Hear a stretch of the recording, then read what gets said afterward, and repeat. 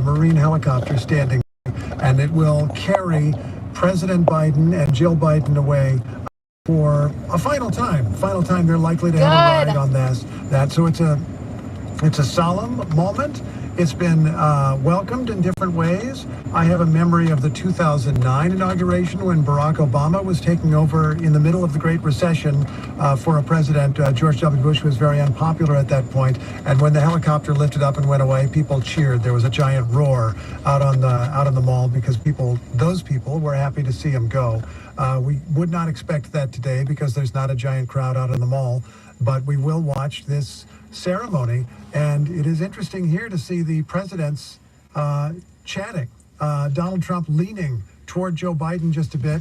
A few more remarks over the noise of the helicopter. Yeah, President Biden has really leaned into all of the traditions. They had tea at the White House today. He invited the Trumps to sleep in Blair House, which is across the street from the White House. Yeah. NPR. President Trump showed I think this is White NPR House today for this tea. He said, "Welcome home." All very traditional, clinging to norms like they're going out of business, while at the same time issuing pardons to members of his family and former members and members of Congress who investigated Trump because he fears that norms may not hold. It is a little bit of cognitive dissonance. Just wanting to point out that the outgoing Vice President Kamala Harris and her husband greeting both the Trumps and the Bidens. I would just say a much warmer embrace of the Bidens as they walk by. Big hugs for both parties. A hug from Kamala Harris, the president, and a big hug to the former First Lady, now former First Lady Jill Biden, as the Harris, as Doug Emhoff and Kamala Harris. And we can't hear the words, but let's just note the body language. It's Donald Trump who's leaning in at this moment, and Jill Biden who's leaning over to hear a little bit of what he's having to say. It is Trump in this moment who's engaging. And we do have to remember that this is not a ceremony that the now President Trump again participated in when he was defeated by Joe Biden. He did not participate in the inauguration in any way. He took his leave in his own way.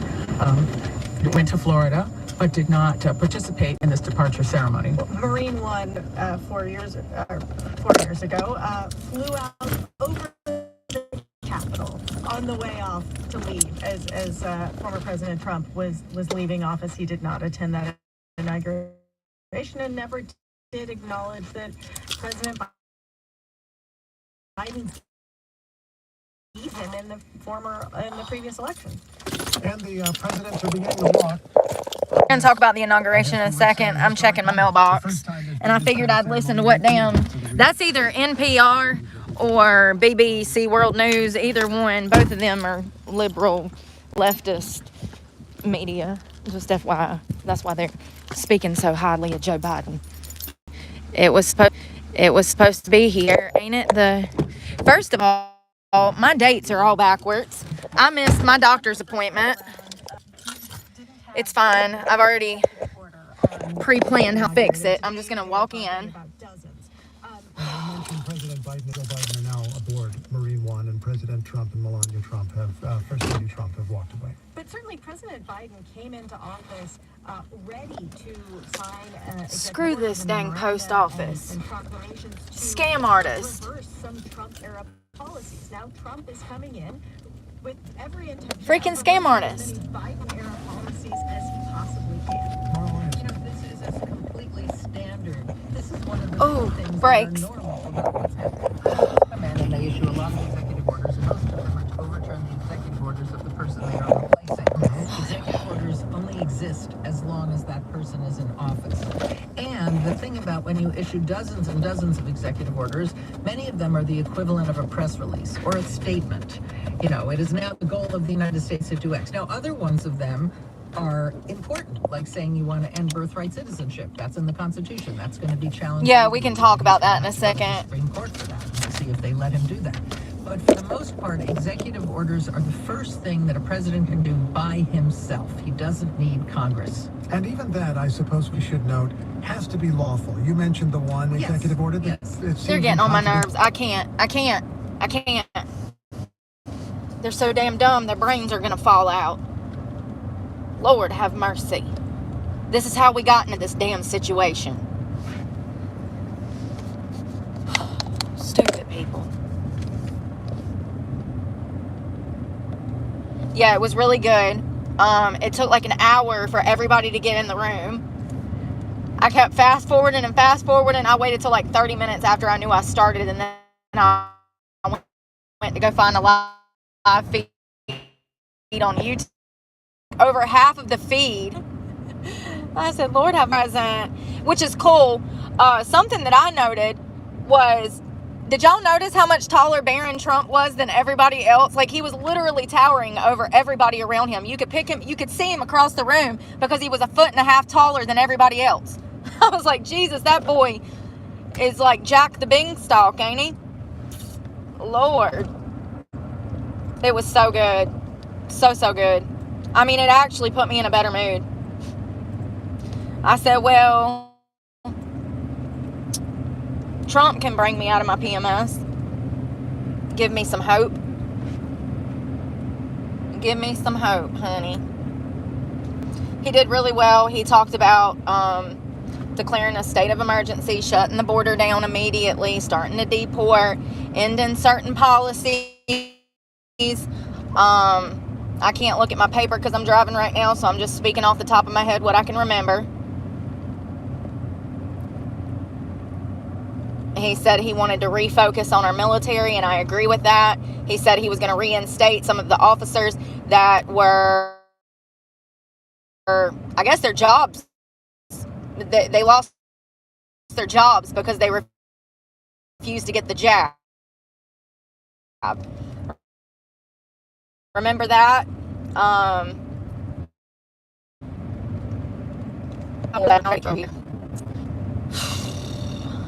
Yeah, I think that he mentioned Elon, and Elon got so happy. Y'all, did y'all see Elon smiling? I said, Lord, Elon is like, he's like, seriously, like a proud little son right now. Like, seriously.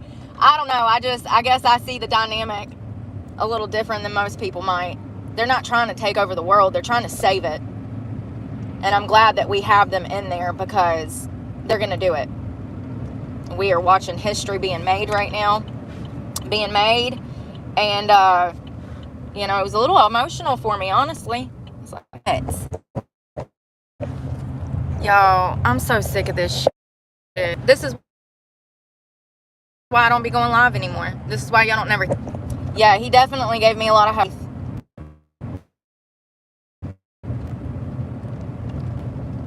He did mention that, you know,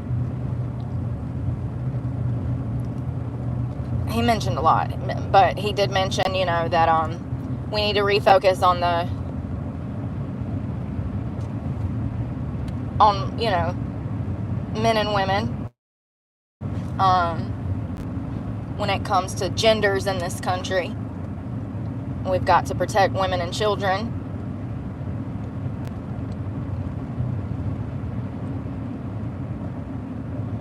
Carrie Underwood saying, can you imagine how nervous she was? I could tell she was nervous because her voice was, she was kind of pitchy at the beginning. I mean, she did amazing. Don't get me wrong. I would have been throwing up. What are you talking about? Like, whew. I'm going to need y'all to get in here and hold my hair back because I'm about to lose my marbles. Yeah, she did a really good job. She sang. You know what it was? Apple. It just cuts my Wi-Fi on. I have my Wi-Fi off. I have this problem. But Apple, I guess, thinks that they're helping me out, so cut it back on, unbeknownst to me, and then my phone is spotty. And this is why I hate Apple, because Android would listen to me when I cut the damn thing off. So anyways, Carrie Underwood, they tried to cancel her for singing for him. And they don't realize who she is. That is America's sweetheart. That's the girl next door with children and a husband.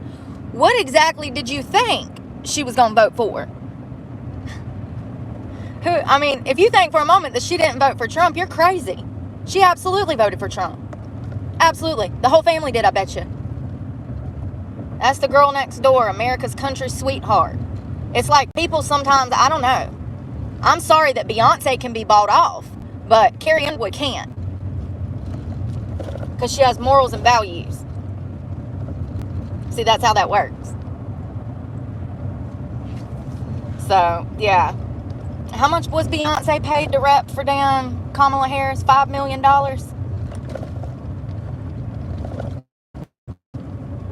That ain't your friend, boo-boo. She's leading you in the wrong direction. You know what I mean? People don't see things for what they are, though. Yeah, they did. They tried to cancel Carrie. They gave her so much pushback, tried to beat her up on the internet, talk poorly about her, you know, get her to cancel this opportunity. First of all, opportunity. Talk about making history. You'd have to be an idiot to pass that offer up, even if you was pulling for the other team. You know what I mean?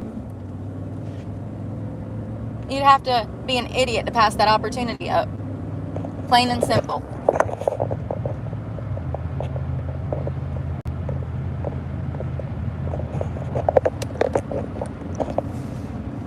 So when we get up here, I'll tell you everything that was said, because you know I had to take like triple notes over here. I was just like, oh my God, oh my God. It was so good.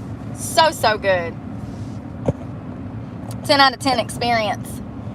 I'm glad that I watched it. I learned a lot. It was the first time I've ever watched one of those, and I'm glad that I watched it. It was definitely very professional and classy.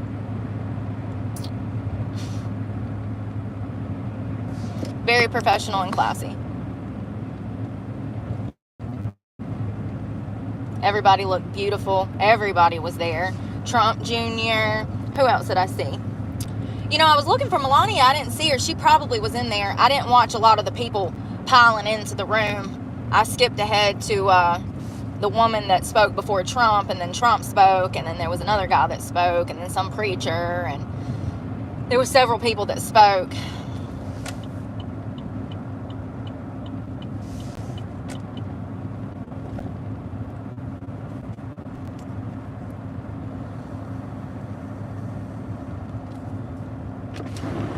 Oh, something that was shocking to me, I mean, he kind of broke down what's going on with the Panama Canal. He said that we gifted that canal to Panama, and Panama has allowed China to have control over it. And China is charging our military ships, our shipping ships. They're charging all of our damn boats, all of these astronomical prices, and we are technically the owners of that canal. So, listen, I definitely want to Google into that and look into the history. We can talk about that one day this week, but I found that interesting that he spoke about that, because I was kind of confused, and that's why I like to hear it from the horse's mouth, because he cut through the BS and he said exactly what he broke it down, honey. You know what I mean? I hate when they be beating around the bush and avoiding questions. I mean, for the past 4 years, we haven't even had any of our questions answered. The damn swamp just swims their way up out of them every single time. Hell, Kamala Harris, did y'all see Obama and Trump talking and laughing together? So who was that? Somebody that died? Was that a funeral? I don't know. I've saw small clips of it. It's Donald Trump and Barack Obama laughing and smiling and hee-hee and ha-ha. And Lord have mercy, Kamala Harris walks in, y'all. And I swear to God, she's on something. I swear she has to be on something. She looked so messed up. So messed up. High. She was high on something. And then she released another video, like a farewell video or whatever, and it tanked bad. She was obviously intoxicated in that video as well, and this was just like 2 days ago. She is not doing well. I bet she's completely embarrassed. I mean, she was really delusional. She thought she was gonna win. I'm sure that it's soul crushing. You know what I mean? I'm sure that it's soul crushing. That shit's wild. Oh, okay, Salvador. I missed it. Yeah, something, like I said, Barron Trump. You could see him from across the room. I said, Lord have mercy. it wouldn't be easy to hide him if he had to, like, you know what I mean? He's so tall. I said, Lord, I know they said he was tall. That kid's got to be pushing 7 foot tall, though. He was out towering everybody by like a foot, maybe more. They say he's doing really well at NYU.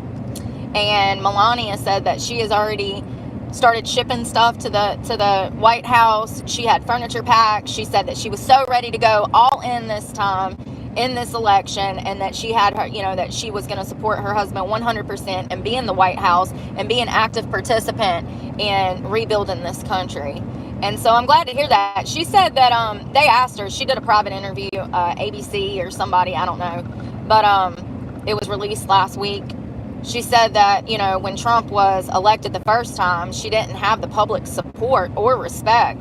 And I completely see that. And she said now it's different. She said people have established who she is as a mother, who she is as a wife. And now she feels like she has the support of the American people. And I see exactly what she's talking about. So it looks like they are moving in. They're going to declare a state of emergency. They're going to stop all illegal entry into the border immediately. They're going to be in and reinstating the Remain in Mexico policy.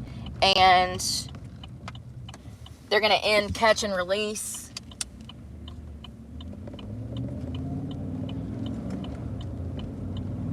So everything that the American people really voted for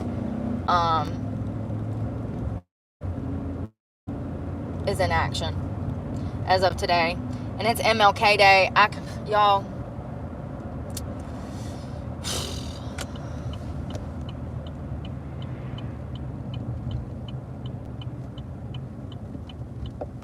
I'm in over my head right now with responsibilities. It's just hard to keep up with all these dates.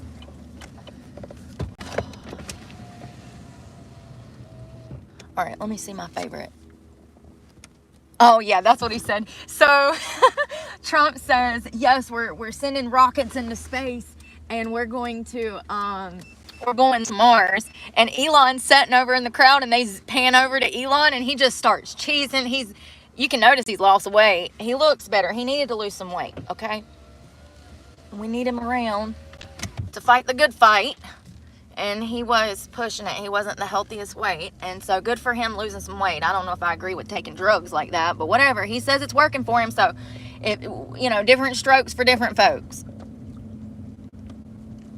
I think that we should focus on diet and exercise as opposed to pharmaceuticals. But listen, he might have already tried diet and exercise. For a lot of people after, 30, it gets really hard to lose weight.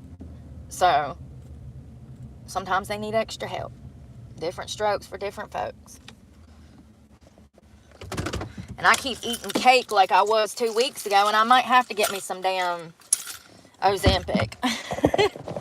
I was tearing that stuff up. Hey, girl, hey. Okay, so let's talk about what happened. All right. Let me focus. Refocus. So it was really good, first of all. So like I said, he's going to reinstate military that was kicked out of the military for refusing the vaccine. He said they're also going to get full back pay. He wants to focus completely on our military. He wants to refocus on our military to build up our defenses. Apparently, there are some hostages now coming back to America that he had involvement in getting freed. They're on their way back. He said that the Gulf of Mexico is going to be turned into the Gulf of America. Listen, we're going to have to do some research on that tomorrow because my computer don't work today and the whole world is shut down today because I forgot it was MLK Day. I literally can't do any business calls. The school's closed. Everything's closed. Does anybody know about the Gulf of Mexico? Why he's...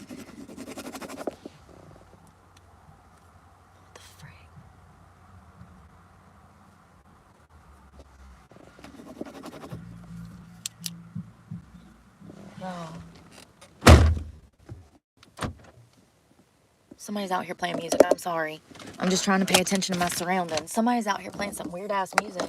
I didn't even see anybody when I pulled up. My pen ain't working. I'm about to get mad. He also said that Yeah, he said he's taking the Panama Canal back.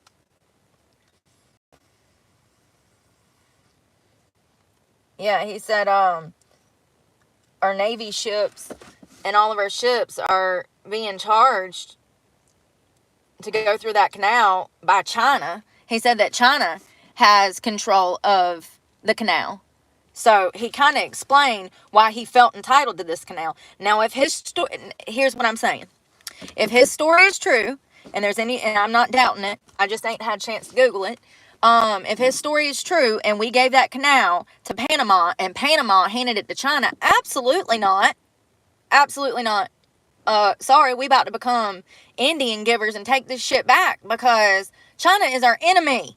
Like, but also they're you know, they're breaking the law by charging us money to get through there. I mean, if that's our land, and I'm sure there was some kind of treaty that come with this, right? Some kind of agreement, some kind of contract. I don't know. But he said the Gulf of Mexico is going to be turned into the Gulf of America and the Panama Canal. And my pen's not working. I need to make a note. He did. He impressed me too, and he made me so happy. He actually gave me hope. I'm not in the best mood today. Haven't been for 2 days. And he actually gave me a little bit of hope, and actually watching that really put me in a positive mood.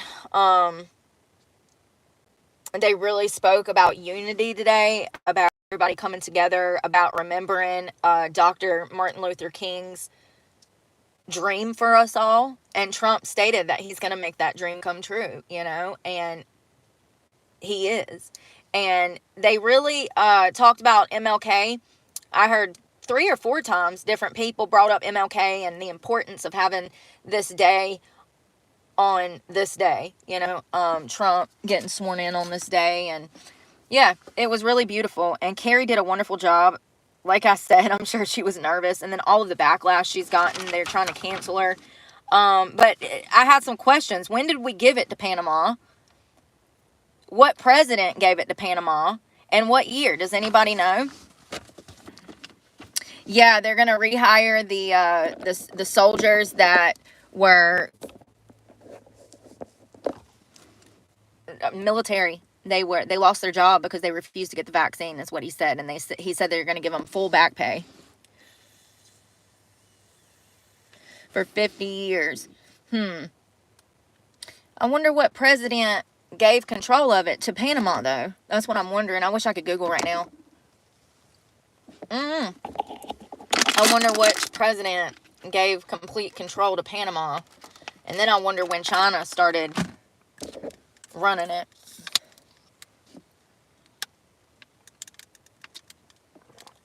I went to take a shower. I put on some new clothes. Well, kinda. I need to get this rug in here. I'm just preparing myself. I'm wondering if I want a damn Excedrin. I probably need something that, like, seriously, when I got in the shower, I started to feel so much worse. Like, I don't know if the hot water was making my stomach hurt or what, but sometimes it'd be rough, I feel for any woman that has to go through this shit and then go to work, especially if you're some kind of educator or nurse or doctor. Honey, I am so sorry. Women's health. I just think that, I've seen what some of my friends who had PCOS go through. I've had friends with carriages and had to deal with, going back to work or taking time off, and it was a pain in the ass. And, people, I had people that take maternity leave, and it's, I don't know. I just feel like in other countries, they do a better job of women's health and taking care of women after they give birth, or if they're going through any kind of, woman problems, and especially the military. The military's gotten better. I heard that, the men get a good significant portion of time off now, and the women, when they give birth. So it's just sad. Anybody that has PMS like I do, I'm so sorry. Because I'm telling you, I'll be getting my feels too, like my head hurts and stuff, and like, It's probably because I haven't had no caffeine. I haven't been drinking caffeine. I don't even think I had any yesterday. So it's probably why my head hurts. Let's go in here. Where's my keys? On my belt.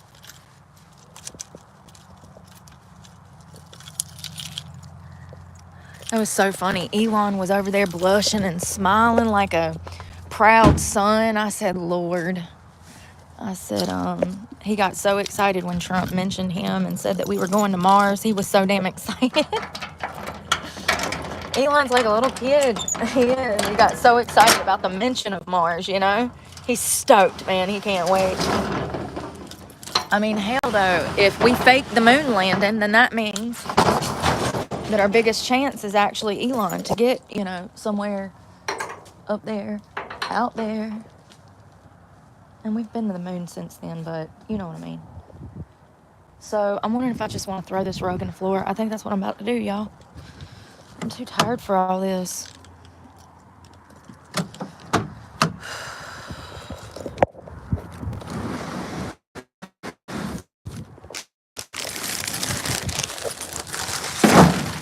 Damn, I bet I just busted one of those open. Oh.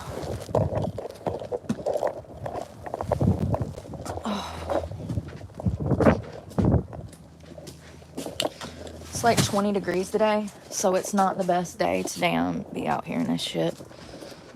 It's freezing. Usually it's a little warmer than this. Hold on.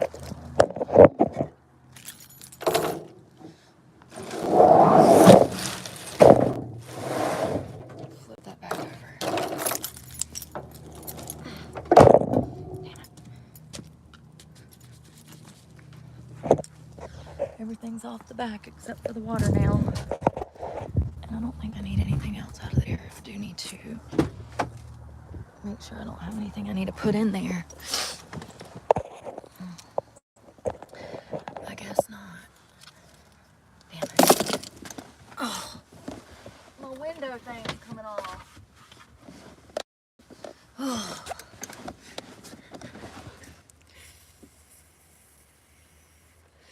Yes, in a nerd way. Like, he's like, dorky, yeah. Yo, I saw a picture of him on the back of a yacht one time. That boy looked like an alien. He was so pale. You know what that means? That means he's behind that damn computer all day long, working.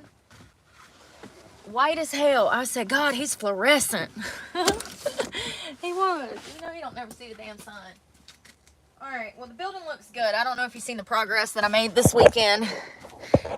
It looks good. I cleaned everything out. I have posted some stuff for sale, but I haven't heard anything back. So, yeah. But I'm going to put that rug down eventually, but I need to get a little broom over here to sweep that stuff up. I mean, it looks better in here. I can probably better organize. And I'll probably throw some more of that trash out because that stuff needs to go. I just haven't had a chance to go through it, and that's, like, so tedious. So the rug's back in here, and I don't need nothing else, and I'm going to sleep damn good tonight. Oh. See that plastic? I need to get that stuff up. Yeah, it looks much better in there. I donated a bunch of that stuff. We went this morning. Ouch. We went this morning, and the truck is filthy, but... Do I have water in there?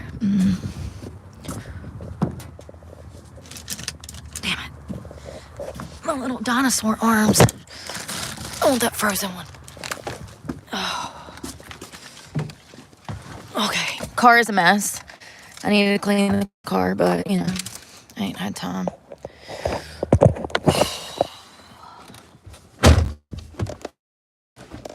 Lock the door. All right, so I shouldn't need to come back over here for a while.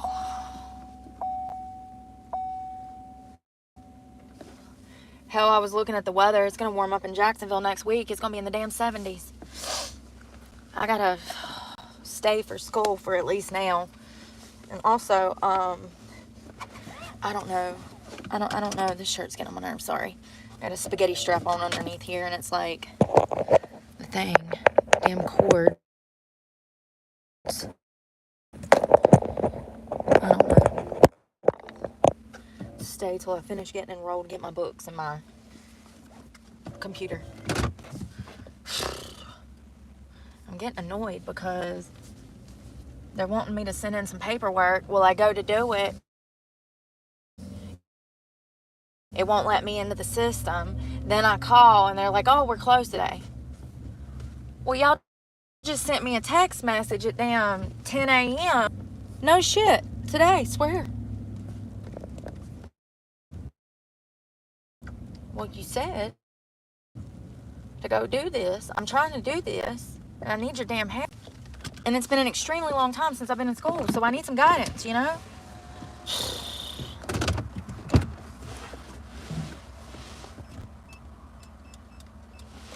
And also, I'm having to transfer, and that's the issue. Like, I don't know what y'all want me to do. Y'all don't tell me how to do nothing.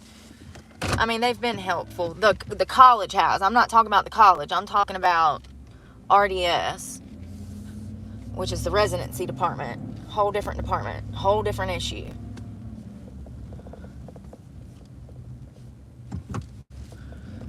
I kind of want tacos, but I'm not doing it. Those damn things were the best damn food I've ever had in this town.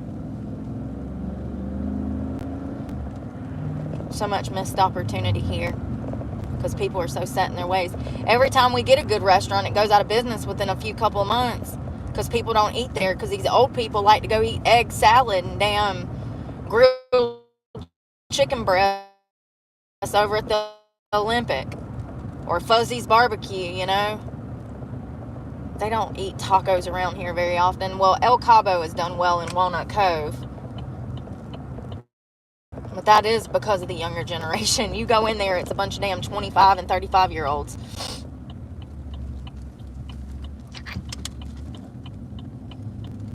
Damn old people go down to Checkers and get them a hot dog or a hamburger and a fry, you know, and a Coke. Different foods.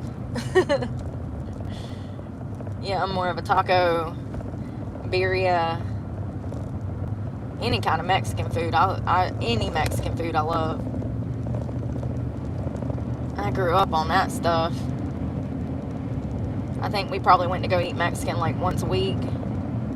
Well, my dad, he worked construction, so he ate Mexican all the time on the job site. And then I guess, you know, it spread over to the family, so then we ate it all the time. It was one of Mama's favorite foods, too. And that was in the 90s, you know. We had an Azteca restaurant.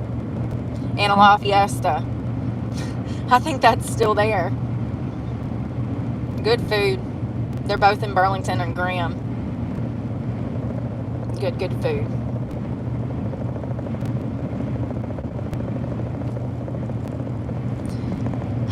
I did not feel like putting that rug down. My chest hurts so bad. I'm cramping so bad.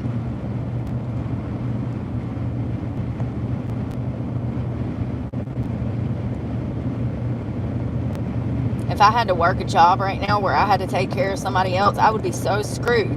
I can't even take care of myself right now, much less, you know? Like if I had to lift somebody up or like, I don't know, wheel somebody around or, yeah, I don't know. It would be impossible today. But I got all that stuff taken care of, so it's not like I didn't do anything today. And I'm about to go get on my computer.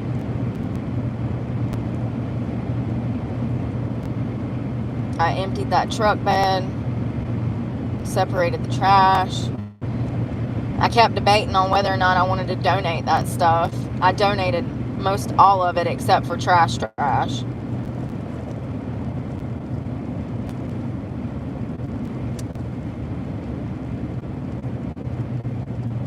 I kept that rug because I figured it'd look good laid down in there, even if I just keep it for the storage facility.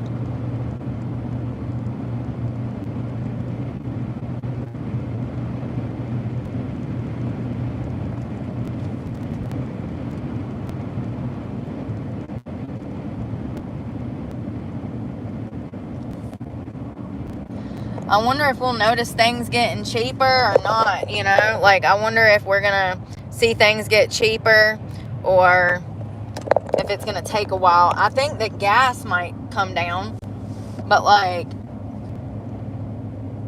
I need my bills to come down, bro.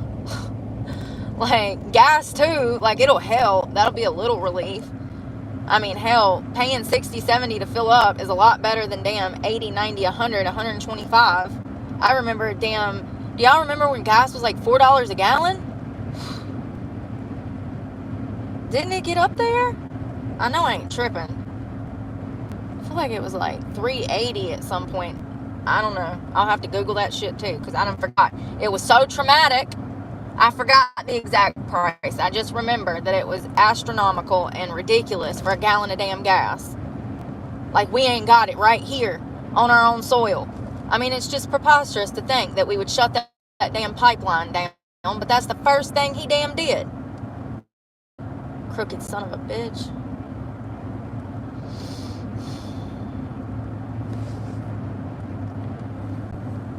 I hope they get their jobs back. I hope they open up that pipeline again.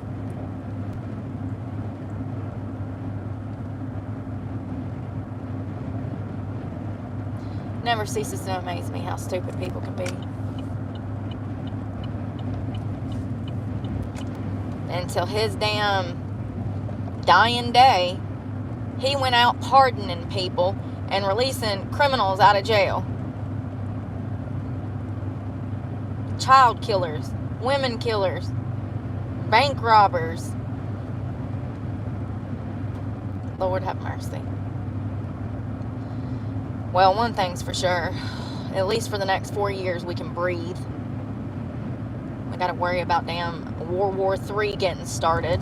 And matter of fact, I really hope, and it looks like it's already gonna happen. I mean, there's certain sides saying, hey, we'll talk to Trump, we want a ceasefire.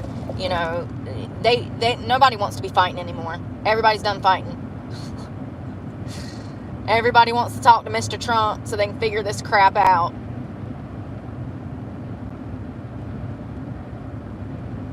And Ukraine knows they ain't getting no more funding. So they know,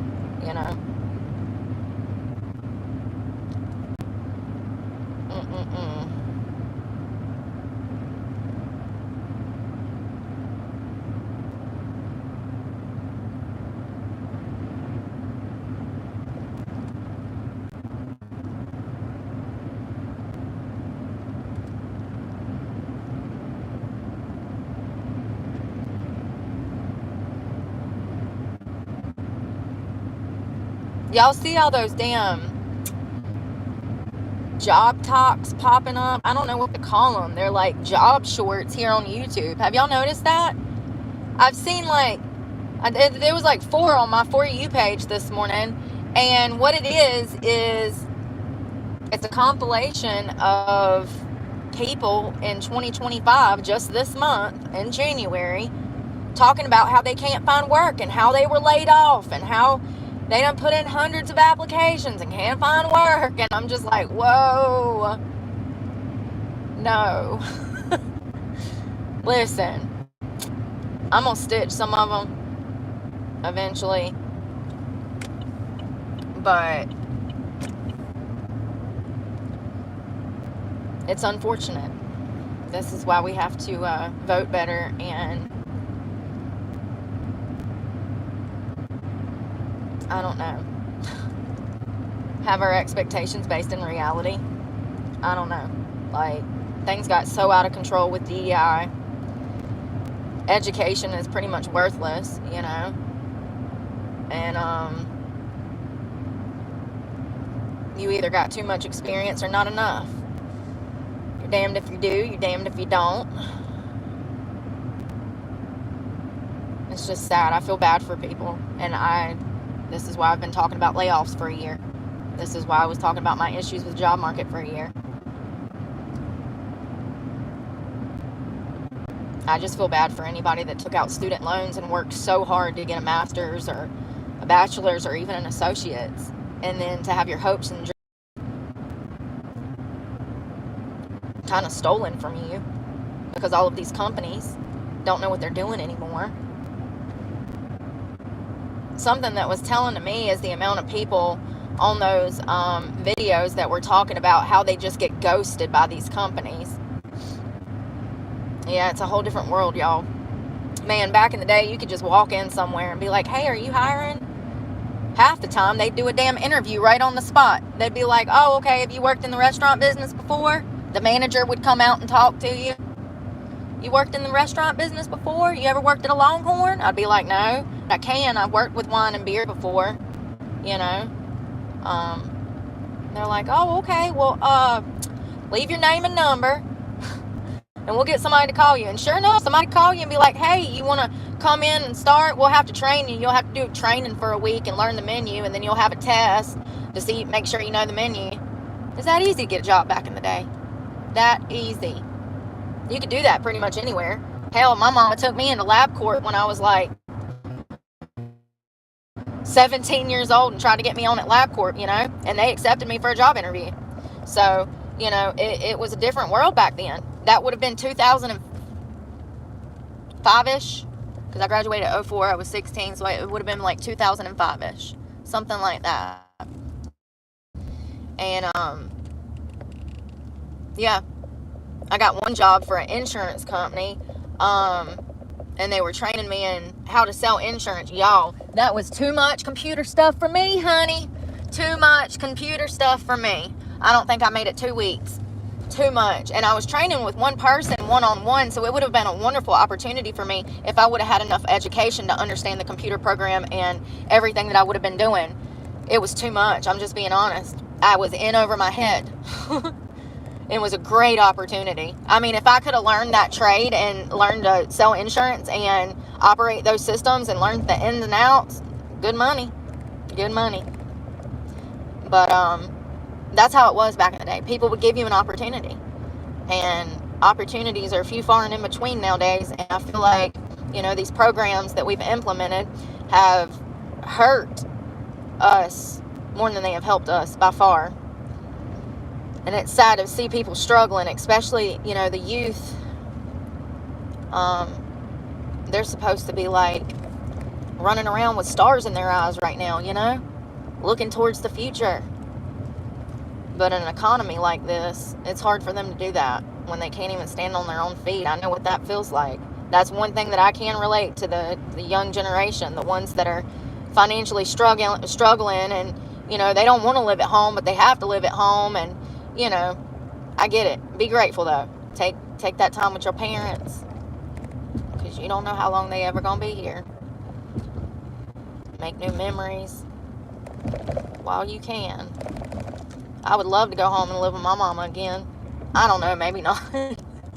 We did bump heads, so I don't know. I'm sure if she were really alive, like, yeah, absolutely. I would. She would never let me, but I would want to. Oh, Lord. So I'm heading over here to Murphy's. Oh. Murphy's gas station. Unless this gas station cheaper. I mean, damn, why don't these places have no damn signs out? $2.75. I don't know. I ain't never got gas at that spot before. I don't know if they're trustworthy, if I'm just being honest. I'm kind of picky about my gas. You gotta be careful. My chest hurts so bad.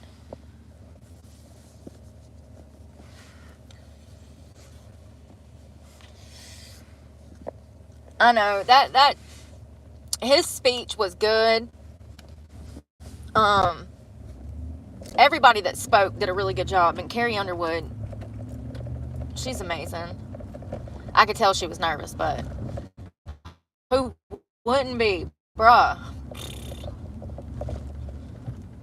When they handed me the mic, I would have been like, thank you. Thanks. Oh, Lord. I think she did a great job. She looked so pretty, too. It was great. It was really great. It was a great speech. It was legible. Can I use that in terms when it comes to communicating? It was legible. You know what I mean? We could understand it. We understood it for the first time in 4 years. Lord. He did a good job.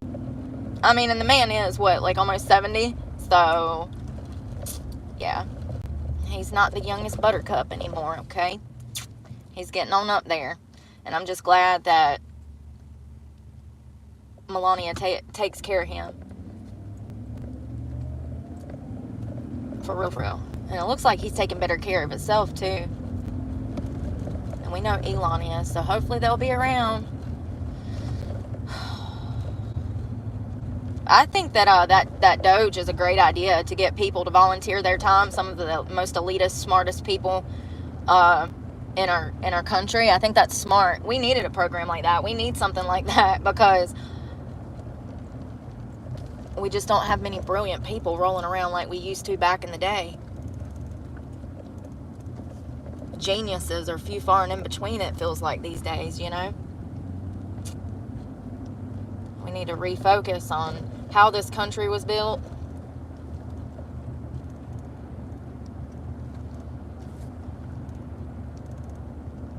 I think going back a little old-fashioned. And he mentioned God. He spoke about God. He spoke about God, so it was good. It definitely gave me hope. Y'all, I'm burnt out. Oh, the damn Chinese place is closed. Seriously?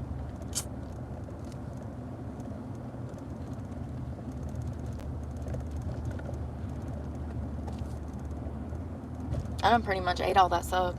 I've got just a small piece of it left. And I'm kind of burnt out on cold food. I was wanting something warm. Them damn Hardee's chicken tenders are kind of expensive, y'all. I was thinking about it for 3 of them. Or is it a 3-piece or a 5-piece? I think it's a 3-piece for $5, right? I mean, they are good, but that's expensive to me. 5-bedroom. I don't even know what a 5-bedroom would cost you here. Oh, well, our 5-bedroom was $4,800 a month. But that was big 5 bedrooms. Huge 5 bedrooms. And technically, if you count this little side bedroom that had its own kitchen upstairs, it's technically probably 6. But this is North Carolina, and that was in a bougie-ass neighborhood.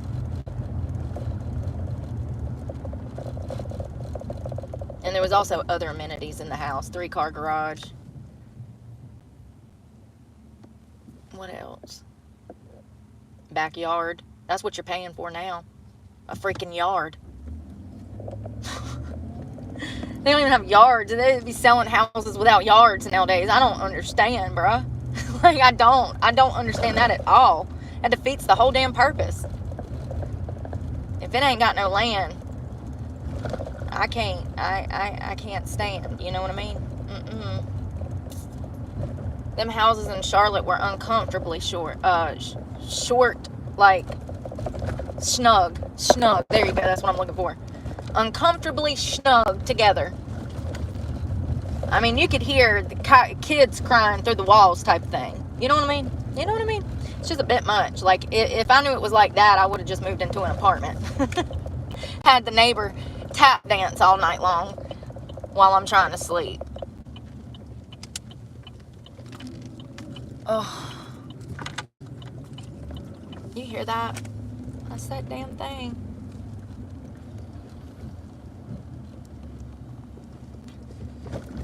Oh, and somebody was telling me that the sand out there doesn't help. The salt water, it messes up your car. Lovely. The rent has came down in certain areas. I noticed, I saw like 2 posts, I don't remember where, it said rent had dropped like $200 one place and like a few $100s another place. And so I do think that rent is going down in certain areas, but I'll never be able to afford rent. It don't matter to me. That ain't gonna help me none. My rent is in this damn truck. You know what I mean? Like, what I pay in gas, maintenance, and insurance and truck payment, I'm comfortable. This is a 5-year plan.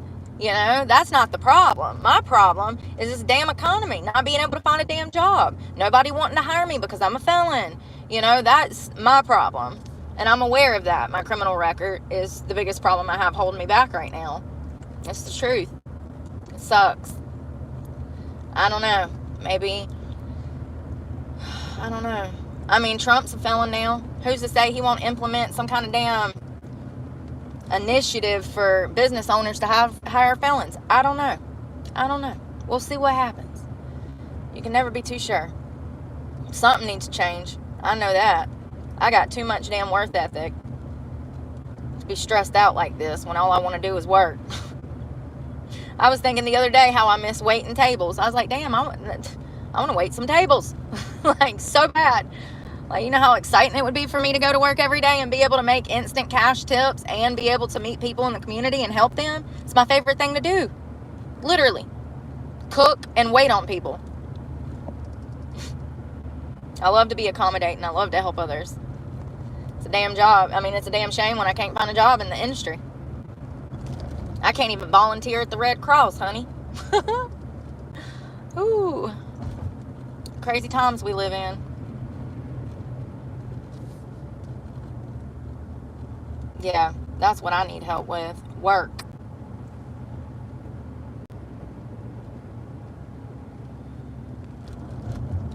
I'm wondering if they got them pizza things up in here. I'm kind of wanting some pizza. I ain't had nothing bad, and I didn't eat dinner last night, and I've been kind of skipping meals because of stress. So let's see if they got these damn Little Caesar pizza bites. Pizza. I ain't had none in a while.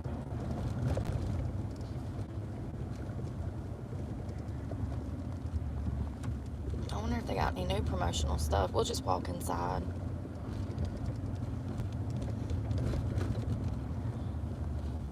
It's 31 degrees or I'd cook. It's too cold, that stove. My hands are already red and dry. My face, my nose. When I got out of the shower, y'all, I had to put on like a thick cream on my face. I doubled up, honey, because my face is so dry from these elements. So dry. It sucks. My chin's breaking out from my period. Let's see. We're at Little Caesars. We're gonna go see what they got up in here. Pardon. I mean, technically, it's gonna be like July, but technically, you're right. I did get pardoned. My cases were dismissed this time, thank God. It's little things like that. I'm like, damn, okay, well, I ain't never really cared for a police department before, and I don't really like the police in that department, but I will say that the district attorney and my attorney, they did a fairly well job, and I'm grateful for the outcome. Oh, I wonder what's in that box. So this is what I want. But they might not have any. I don't think that they look delicious. And they also have a stuffed crust pizza, $9. And then they probably have the hot and ready's for like $5. I hope y'all can't hear that music. It's Shine Down, great band. Ain't that Shine Down? Must realize this is my life. I think that's Shine Down.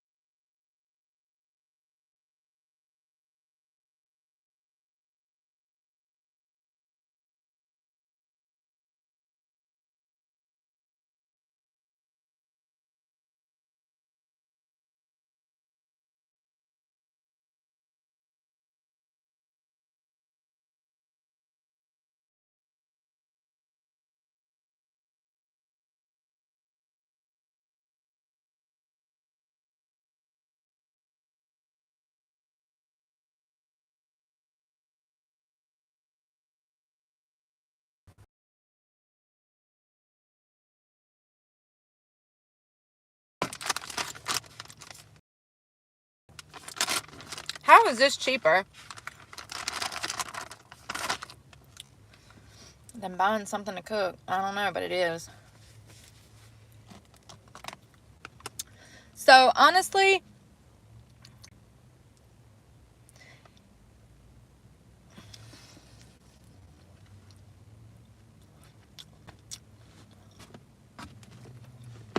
it's alright.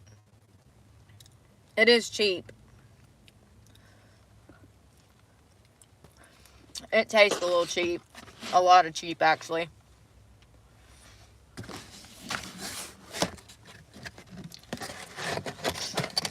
How cold is it? You think I could put this... You think I could leave this on my dash and it'd stay cold enough? Like, you know what I mean? I'm wondering if it would stay cold enough. It's 31 degrees right now.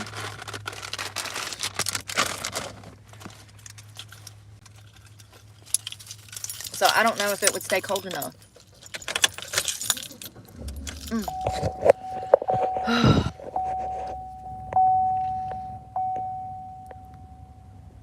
They haven't cut Social Security, Lisa. They raised it. They raised Social Security. Like $200 for some people. Did yours not get raised?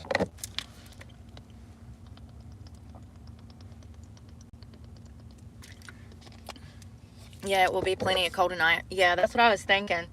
And I can actually throw it in the pan to warm it up. Out of the sun. Well, we'll see if I get food poisoning. I mean, it was the cheapest option, okay? And I damn went through that sub because I ain't been eating. So I need to bulk back up because I'm already losing weight again. It's like I put on a few pounds and then I lose it. It's called stress. Hormonal eating. Pizza in my teeth, pizza in my teeth.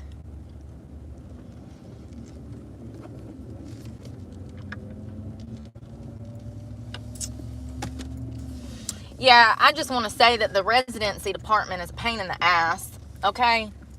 They are. They're a pain in the ass. I don't know why they're being so damn difficult.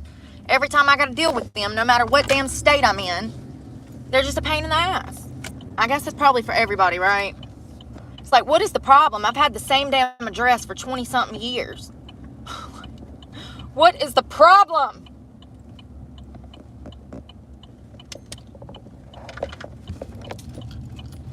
It's just annoying that they keep asking if I'm an NC resident. It's like, sir, where's my vehicle registered? In my name, too? Where do I have a P.O. box? I mean, they kind of force you to be here because when I try to move to Florida, they tell me that I have to have a permanent mailing address and that I have to be there for a year and I have to do all this. There's like 8 different things that you have to do in order to move officially. So they make it so hard to do the process that you're kind of trapped in your state if you're homeless. If you don't have a house to declare like a new location, you're trapped. It sucks. It really does. I ain't gonna be able to fit in there. Okay, I can fit there. I gotta get gas. They have not what?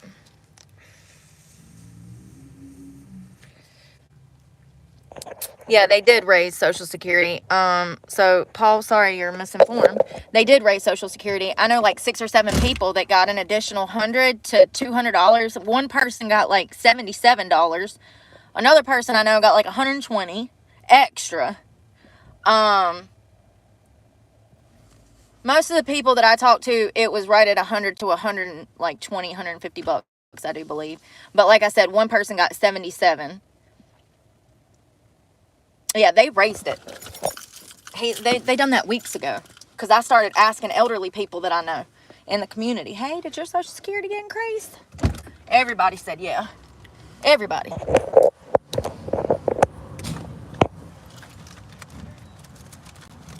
Alright, I'm throwing some of this trash away and then I'm going to use this card to get gas.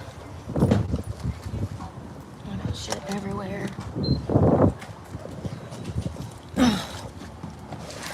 It's kind of cold today. It sucks. I gotta switch some money over.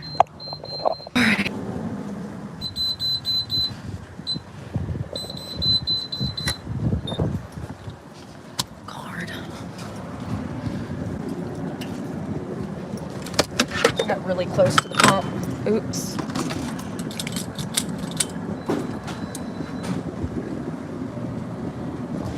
Alright. Sucks.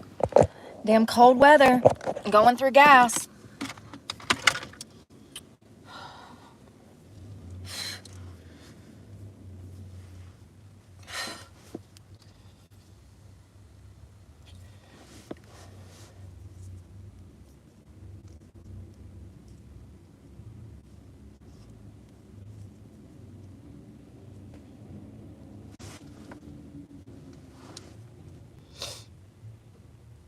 I didn't even think about the fact that everything was going to be closed today. It's fine. It doesn't put me behind or anything. It's just that I can't get stuff done when I want to, you know, like I wanted to get it done immediately. Just have to be a little more patient. It's fine.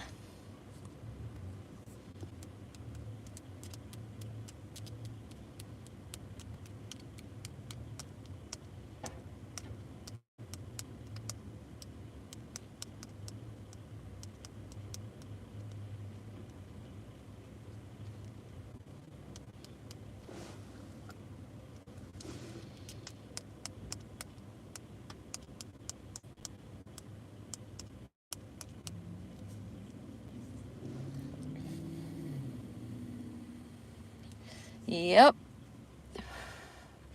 Yeah, I had to run it for like 3 or 4 hours this morning. That sucked.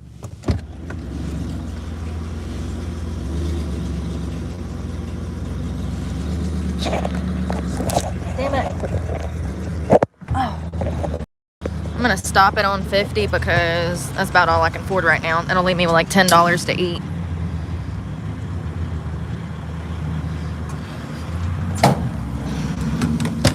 We're gonna get a receipt, hopefully, because I'm gonna start. Come on.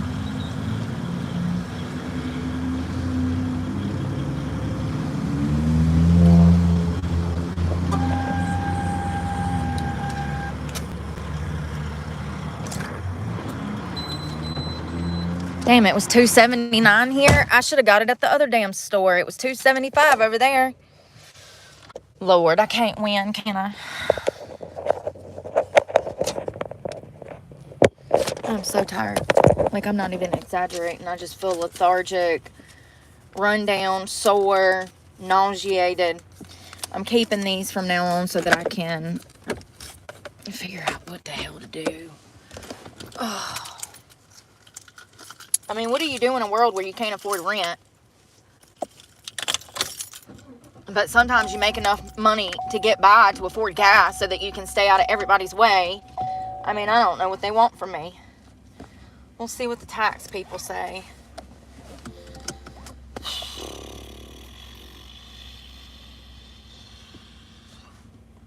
That almost filled it up.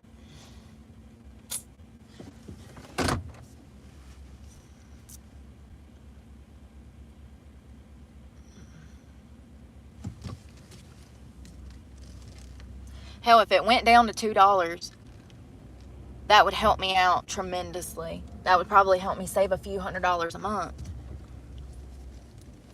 If it went down to like $2 a gallon. I don't know if that'll ever happen, but it should. It should. We can always pray that it does, right?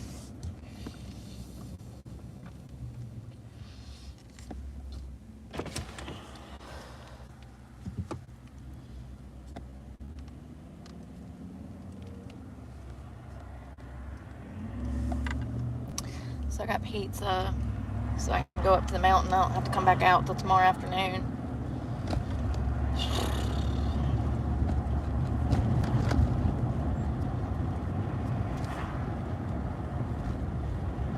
I wanted to put that rug down in there. I just do not feel like moving all that shit out today.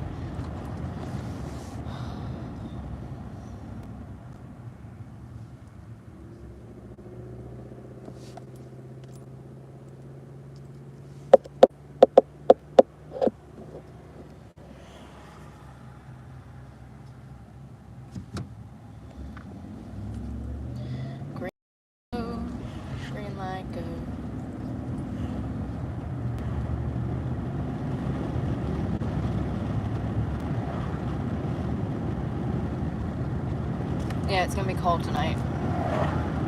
That's why I wanted to fill up. It's supposed to be like 11 or 14 degrees.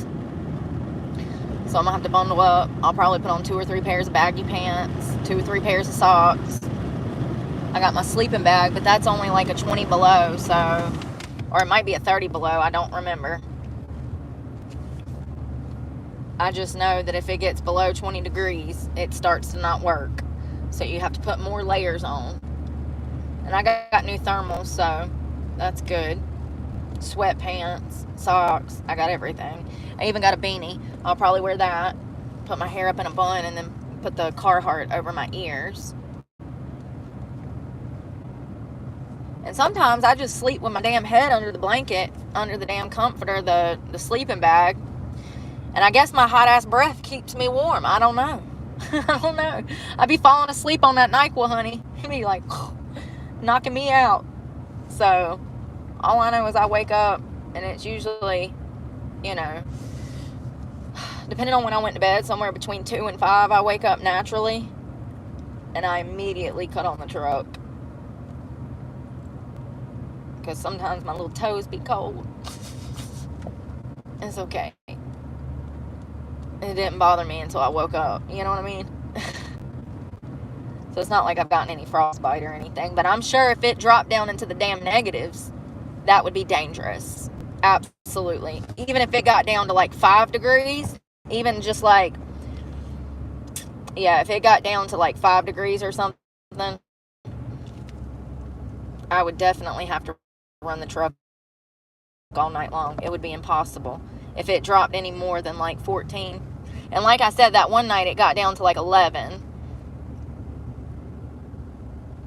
And yeah, I had to run the truck a little bit, just a few, because yeah, any lower than that, then you'd have to run it all night. But I think it's only supposed to be 14 tonight, so it'll be fine. I'll tell you what, it's taking a toll on my damn skin, though. My skin is so dry from being out in this cold weather all the time. Specifically my face and my hands.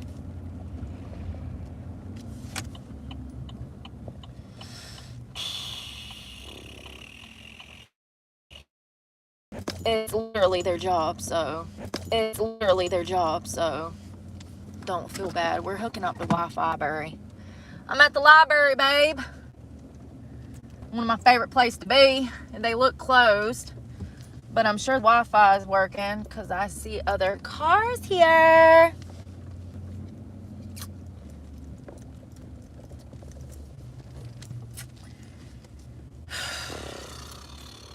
I need to go to my email. I also need to go to my... I kind of want another piece of pizza, but it tastes a little cheap, you know? It does. It tastes cheap. Let me jump on the Wi-Fi. It tastes a little cheap, but it's okay. $7 pizza. What do I expect? My new phone cord is working really good. Remember, I kept having issues. Like, I couldn't even get my phone to charge.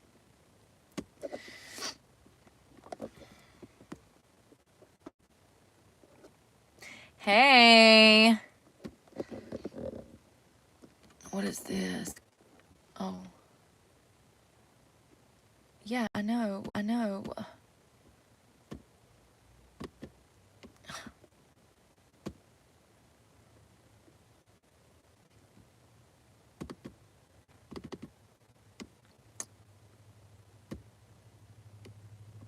Okay, well, that's weird.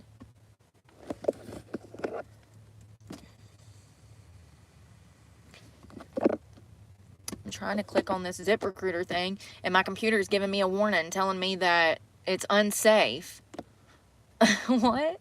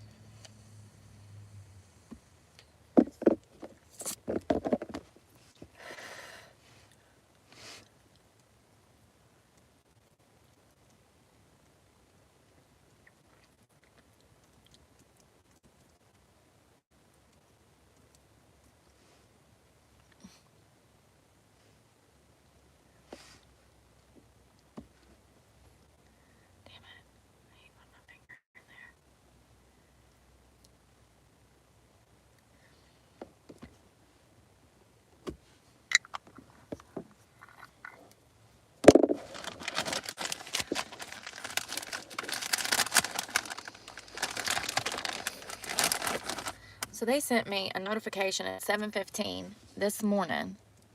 Then I click on it. I go to the damn RD site, and it damn kicks me back out. What do y'all want from me? Log in. Lord have mercy. Log in.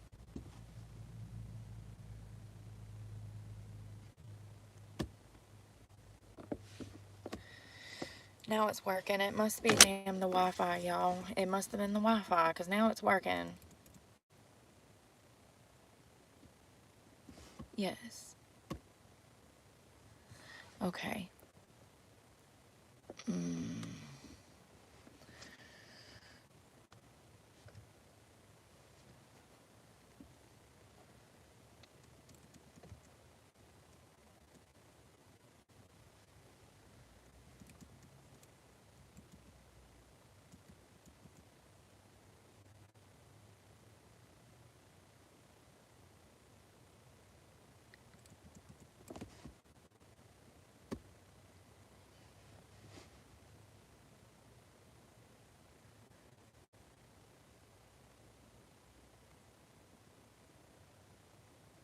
Okay.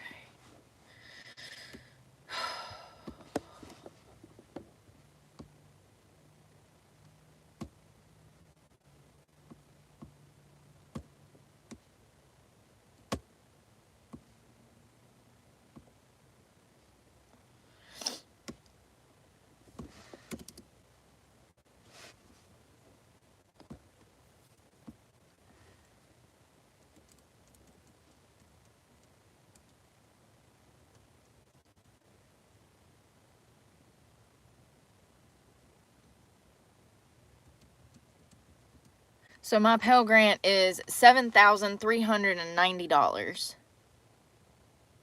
Not bad. Not bad. All right, let's go to my form. I need to put that other college on there because you have to damn. Hey Jennifer, I'm feeling like shit. I'm PMSing pretty bad. My PMDD is acting up too. Just sucks.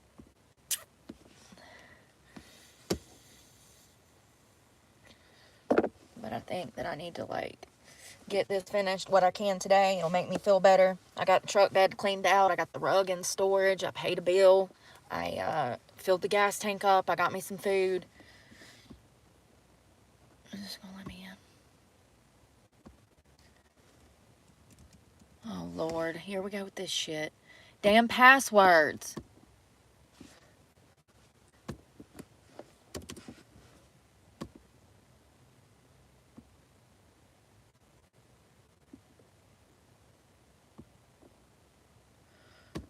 Lord have mercy, I can't.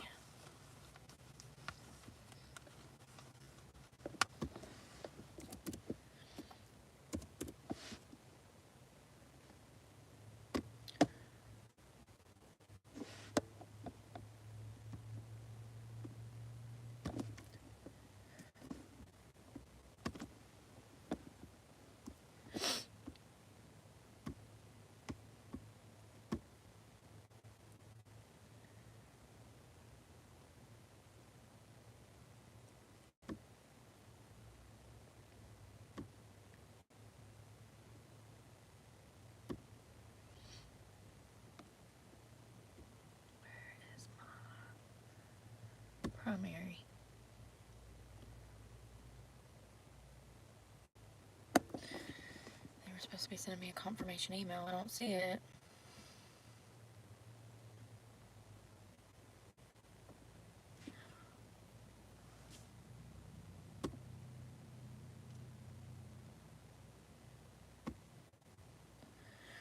Okay, here we go. Yeah, I forgot the damn password. Listen. Shut up. Not you, the computer.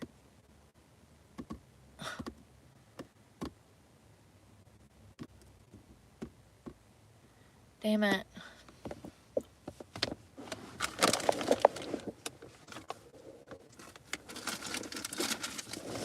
This is so annoying.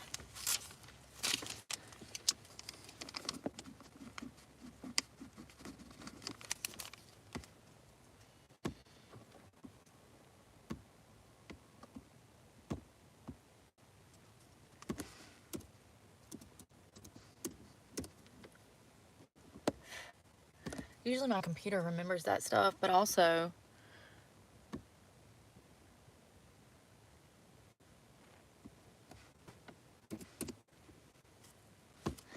I usually take a screenshot or put a note somewhere else. I have like a book.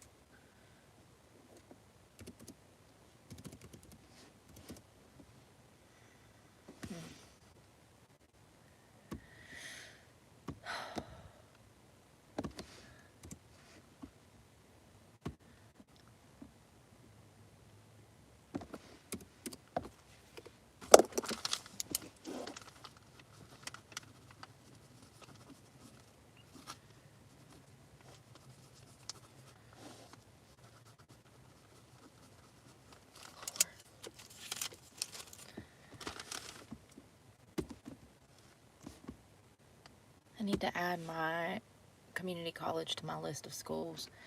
Update password. We just did this last week, bro. And you forgot it already.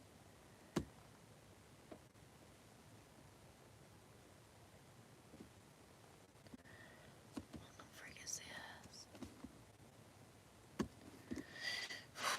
Lord, y'all. Now I gotta code come in. This is some bullshit.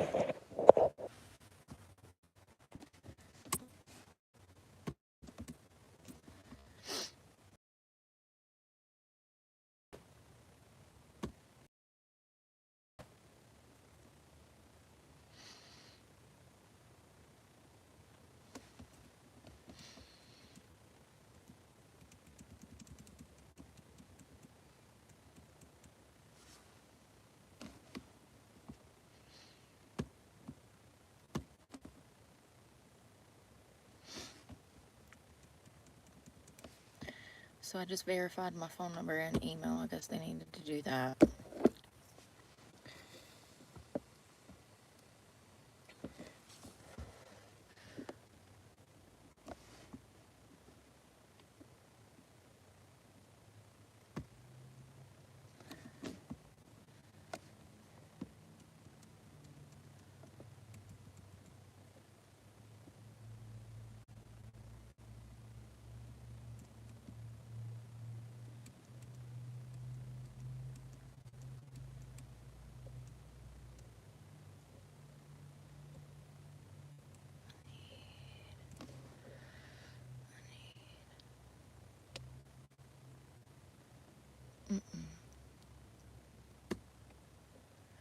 Damn it.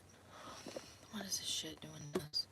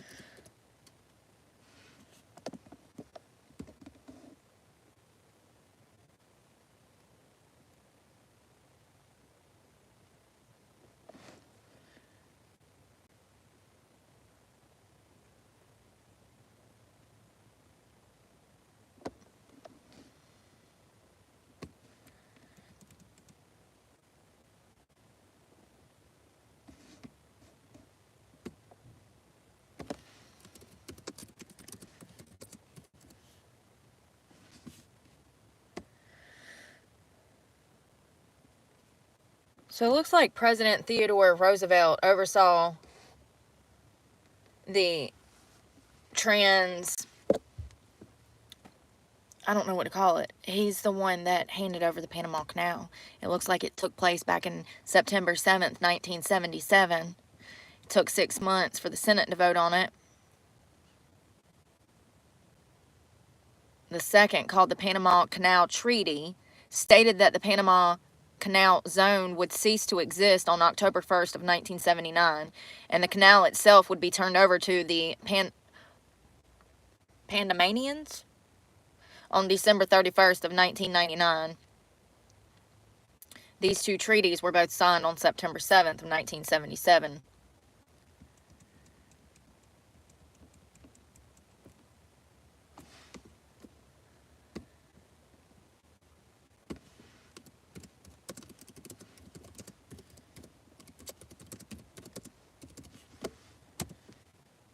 Bill Clinton was president then. Kind of makes sense.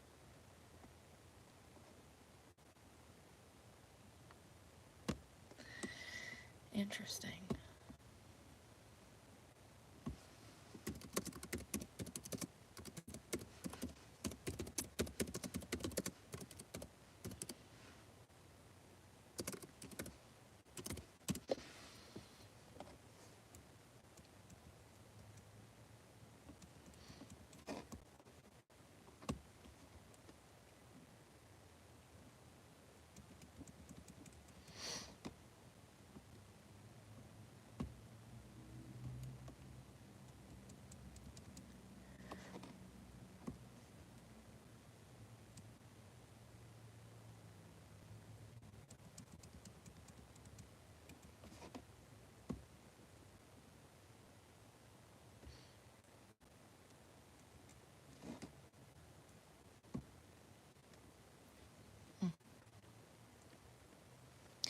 Hey, Salvador.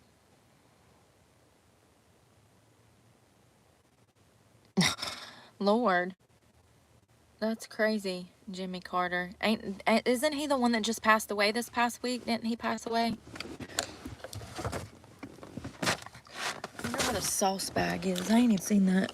There it is. Ooh, I got good stuff. Chili. Oh, crushed red pepper. Sriracha, honey sriracha. I think I want to do some of that honey sriracha.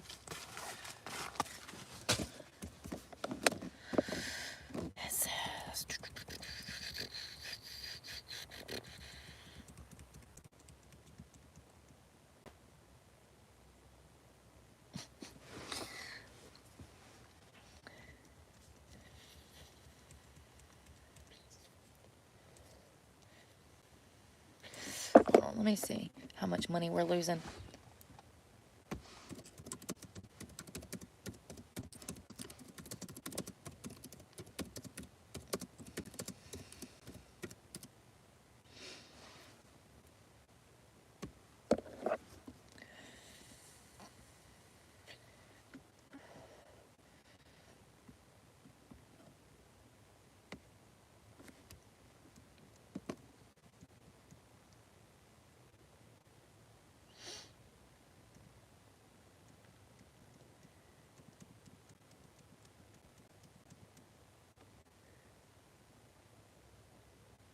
The Panama Canal Authority expects to post an estimated $600 million to $800 million decline in revenue due to the continued drought, ship size restrictions. Wow, this is costing us a lot of money.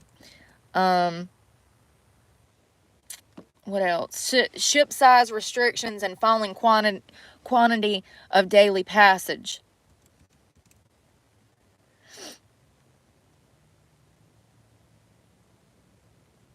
For fiasco 2024, total revenues have been $100 million below each of the first 3 months of operation, October, November, and December. And suppose we normalize by June, there would be loss of approximately $800 million. So it looks like people are striking in Yemen.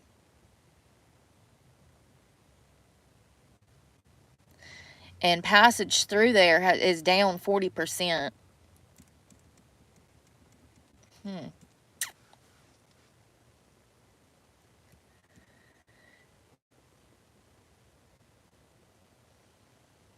The waiting period for passage is currently 2 days, which is in line with historic norms.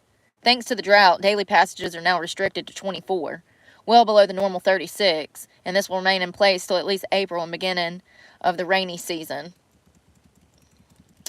Listen, I don't quite understand business, but this was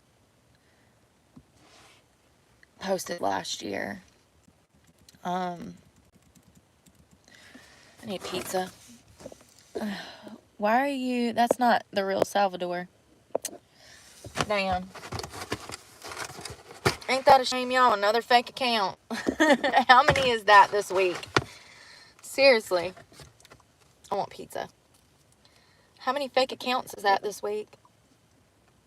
I was talking to somebody in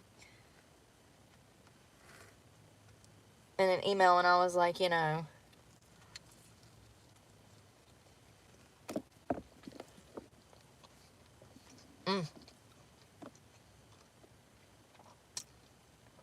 It needed that.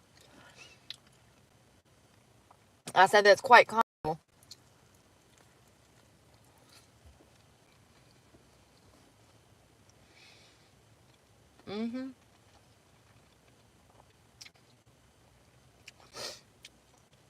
He did everything crooked. He ruined this country. Him and Kamala. Worst president in history.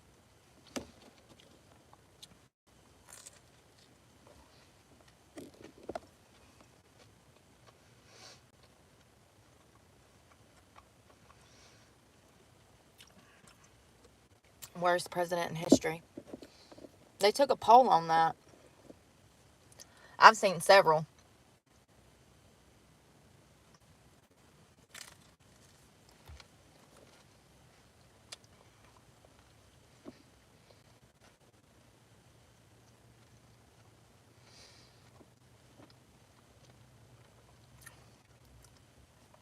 Every time I put on like 5 or 6 pounds, I lose another 2 or 3. And then I have to work really hard at putting on 5 or 6. And then I lose 2 or 3.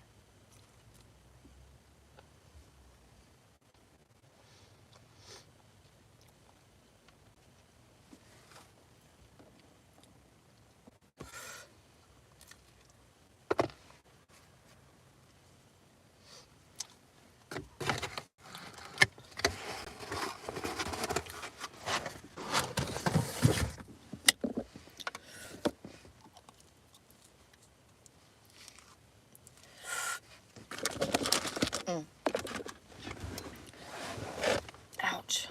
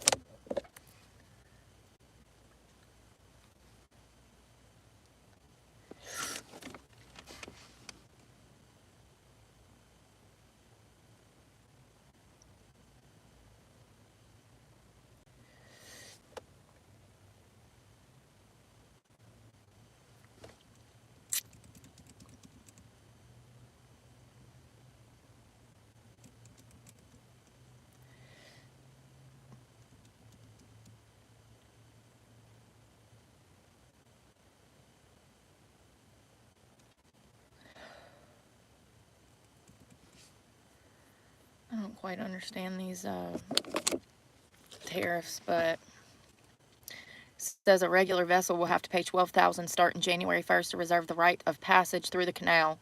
Previously, the tariff was $10,500. Super vessels and large container ships will also face transit hikes. Shippers will be charged 1% of the reservation of tariff if they swap slots within 14 days or less. Additionally, any ship that arrives at the canal and needs a last-minute reservation will face even higher penalties. A regular vessel will face a $25,000 tariff, more than double the normal rate. Those are just a few of the changes that will be in effect for all ships crossing the canal starting this year. What's the problem? Is this problematic? Why is this problematic?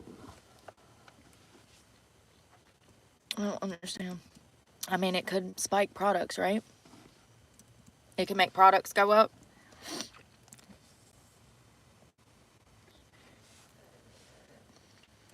Joe is definitely cooked. He's got one foot in the grave. I wouldn't be surprised if he passes away a few months into this year. You know what I mean? He's so damn old and senile. It wouldn't surprise me at all if they've been doping him up on damn something to make him function, you know? I mean, clearly they found cocaine in the White House, so, you know, we know something was going on in that damn family. The son was cracked out. The daughter alleged in her diary that her father took inappropriate showers with her, and, like, you know, it's no surprise that if he passes away, hell, the swamp probably killed him themselves, you know, to get rid of him. Like, that's how they are. They turn on each other real quick like that and stab each other in the back and throw each other under the bus.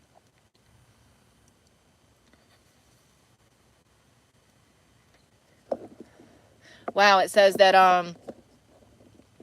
the president, Donald Trump's most prominent proposal aims to impose a universal 20% tariff and 100% rate on Chinese imports.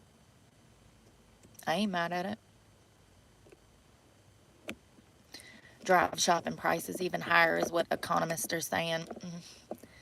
Clothes, toy, furniture, and other household appliances. I don't need clothes, toys, or furniture, or household appliances.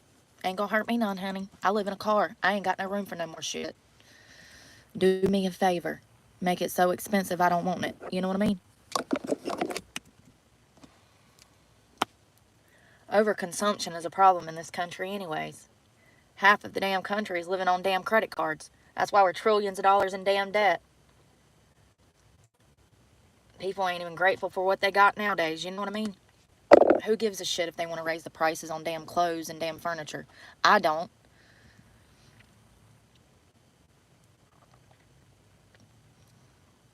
So he's also, you know, he's going to impose steep taxes on all imported goods. As mentioned, experts say that business usually pass along some of the cost of the tariffs to consumers by hiking up the prices of goods. Listen, if we ain't learned nothing in the past 4 years, inflation is a bitch. But I don't know. We'll see what happens. I just don't believe everything I read in the media now. He's trying to help us. There's a reason that they're doing that. And it's probably to generate income. You know what I mean? Get damn... Yeah. They want to take control of that canal to control the money.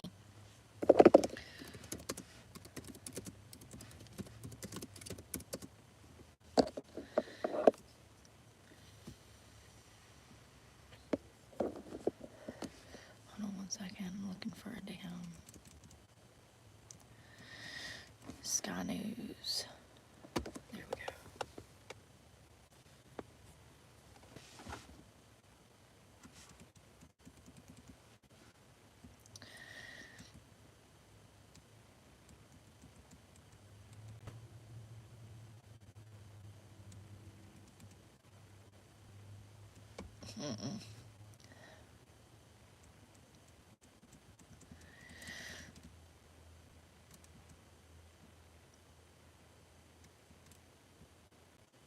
I want to know about not Greenland. The Panama Canal.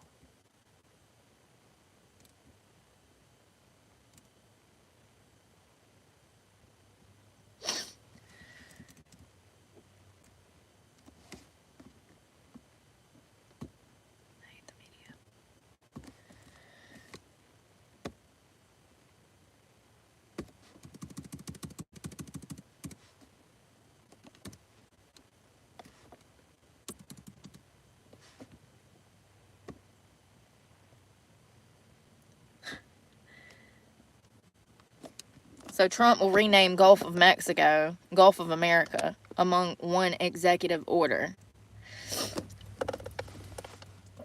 I need to see a map. I'm wondering if they're trying to do this for like some kind of border. Listen, hold on one second.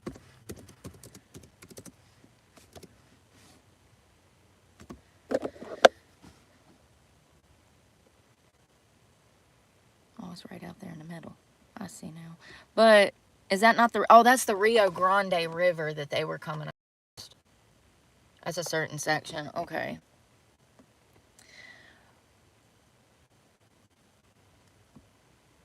Well, how long has it been called the Gulf of Mexico?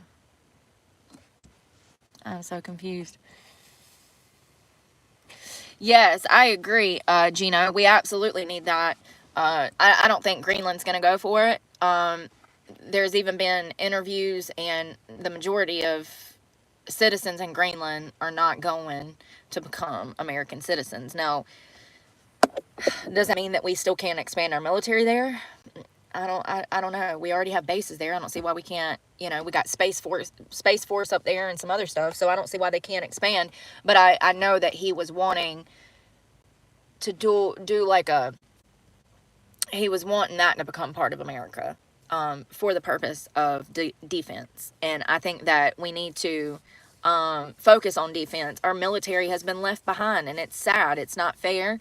And these are our brothers and sisters that have fought for our freedom and served this country, and they have been forgotten and treated like crap for the past, well, probably forever, let's be honest.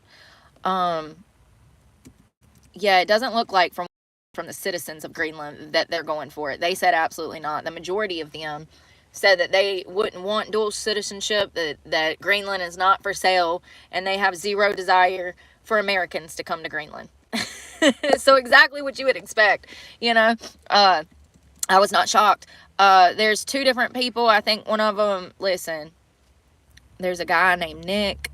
He went to Greenland. He did street interviews. You can find his channel. What is his damn name? Hold on one second.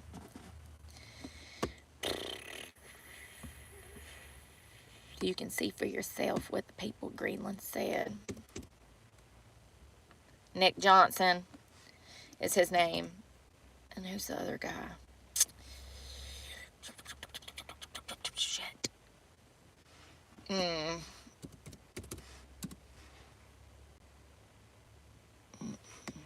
I'll have to find the other guy, y'all. But that one's good.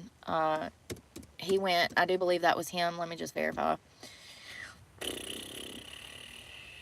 Yes. I'm pretty sure.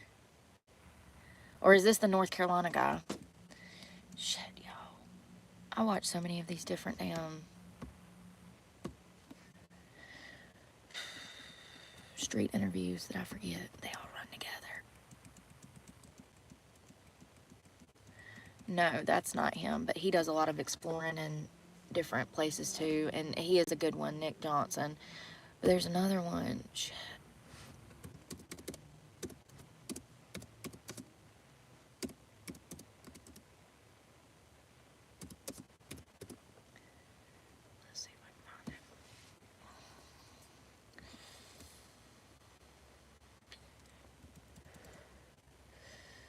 Nick Shirley, he's a good one, but I see one that he asked Canadians. That's another good one. I can't find the video, y'all. I'll find that kid's name and I'll drop it soon, but it's so weird how one day the content's there and then the next day it's just you can't even find it, and it's like, Jesus Christ, I was just watching it yesterday. I don't know. The algorithm's been weird lately.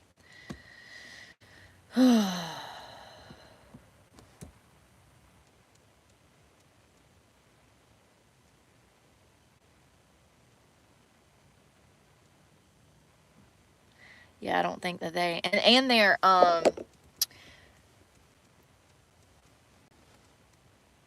government has flat out said that they have zero interest in selling Greenland.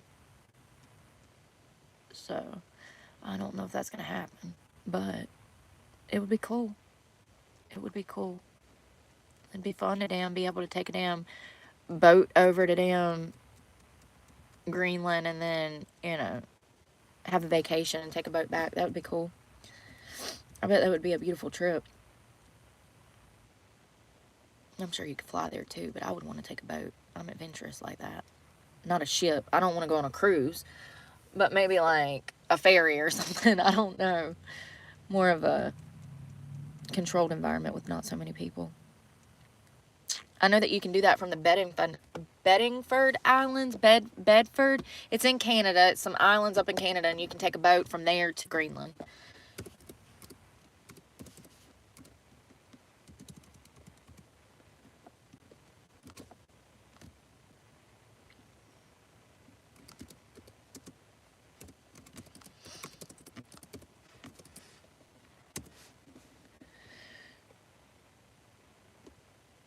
Bedden Island.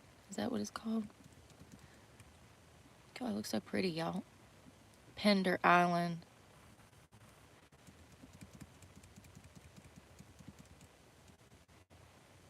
Yeah, it's freezing over there, ain't it? I don't do cold weather. I don't know if I could do the damn Greenland very long. It looked cold. When they were doing those street interviews, there was snow everywhere, and it looked cold, y'all. It was like negative 15 degrees or some crap. That's to the point to where my skin is chafed, my bones hurt. I don't even want to go outside. I'm staying in the house because it's too damn cold and my bones hurt. You know what I mean?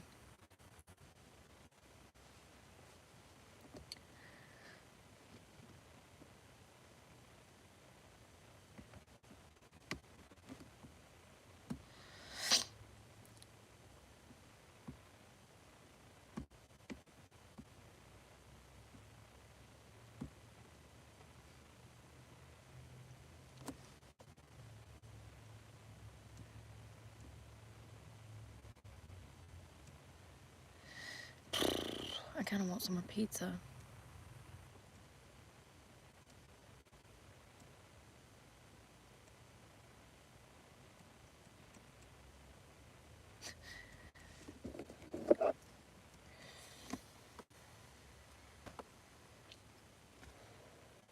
So something that I noticed on these how to find a job in 2025 instead of job scams, it's a whole new category of people that have recently come out discussing the fact that they applied for a job and they were almost scammed.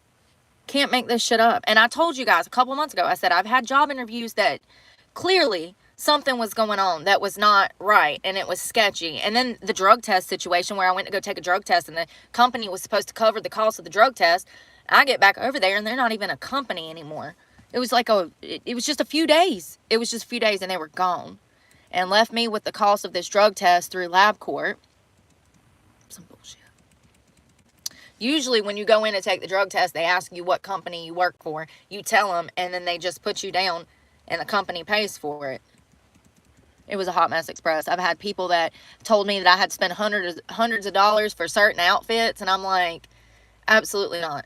Absolutely not. But I noticed over the weekend that there's a whole category of new videos popping up that can't find a job or they've been laid off in 2025, and it's like compilation videos and it's just person after person talking about how they can't find work, how they've applied to hundreds of jobs, and matter of fact, every time they get an opportunity it looks like a damn scam.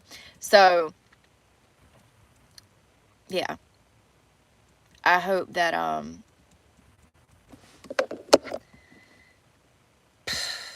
I don't know what they got planned, but I hope they have something planned to damn fix all of this, because this has been my experience for about 18 months now, and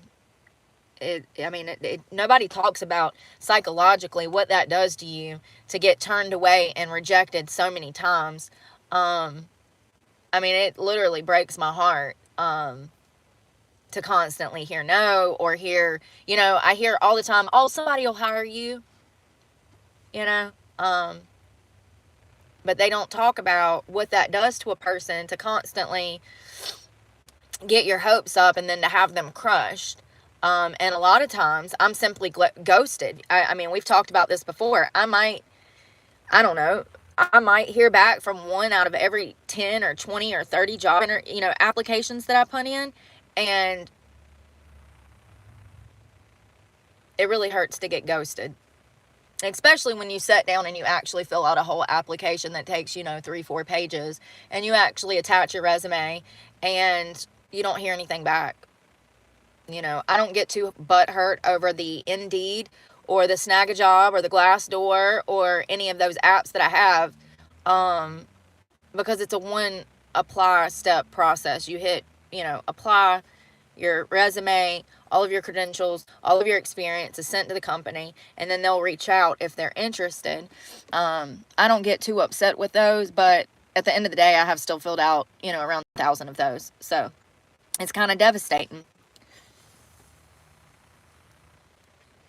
It's kind of devastating. But I'm glad that people are finally starting to talk about it, because I really was just like, am I the only one out here going through this? And I know that I'm not, because there's been a few of y'all that have left me comments on certain videos, and you're like, this has been my experience too, and I'm educated, and I went to college, and I got student loans, and so I've seen you guys' stories, some of y'all. But, when you're living it every day, and you're filling out multiple job applications, and you're on the phone trying to get in interviews or doing 2 or 3 step process interviews, and you keep getting rejected, it takes a toll on you mentally. And y'all have seen that over the past over a year. I have like breakdowns, and I can't even look for work anymore for like a week or two. I just got to take a damn break, because it's just so devastating. I don't understand what the problem is. But this whole new like space of people coming out and expressing how they were laid off and how they can't find work, I don't feel so alone. And then to see 2025 written on these stories, that's just right on par with what I told you guys was going to happen this year. But we'll see what happens. I don't want to, jinx us, but, were they having these problems last year and they were too scared to be vocal about it? Or did it just start on January 1st? What do you think? You think these problems just started on January 1st and they decided to talk about it today? Because I don't. I think they've probably been going through it for a while, and they just finally over it, and they know that they can start complaining about it, and so they do. I don't know. I could be wrong. AI and technology is actually laying off. They've been hit hard, and you would think that technology and AI companies would be on the up and up, and it doesn't look like it. It looks like BP, who is that? Oh, the oil giant. It looks like they're laying off people. This was just posted today, and they announced, BP is announcing layoffs in pursuit of a $2 billion in savings. So what does that mean? I don't know. Oil giant BP is starting off the year with an unfortunate bang, with plans to cut more than 5% of its total workforce. The BP layoffs are expected to affect almost 5,000 workers of the overall 90,000 individuals who were employed at the organization globally. The company announced its intention to go on a cost-cutting mission last year with an aim to simplify business significantly by the end of 2026. So this news of the job cuts does not come as a huge surprise. So it looks like they're going to be cutting down their workforce in an attempt to save themselves money. And we have seen a lot of companies do this. We saw Elon do this when he took over Twitter, and it became X. And it sucks. It sucks because all these people that are going to be laid off here are going to be looking for work elsewhere.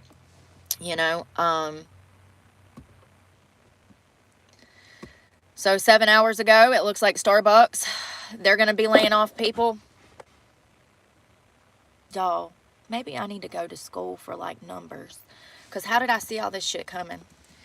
These are just dropped today. These are just articles that have just dropped today as he was getting sworn in.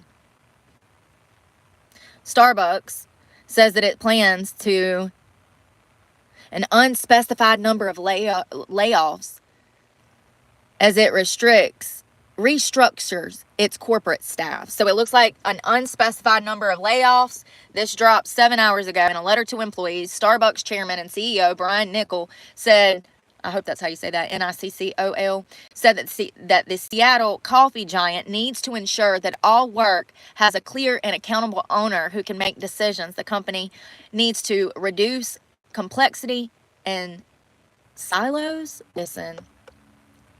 Our size and structure can slow us down with too many layers, manager of small teams. Oh, so y'all got too many people. That's what they're saying. We got too many people. The layoffs won't impact baristas in Starbucks stores.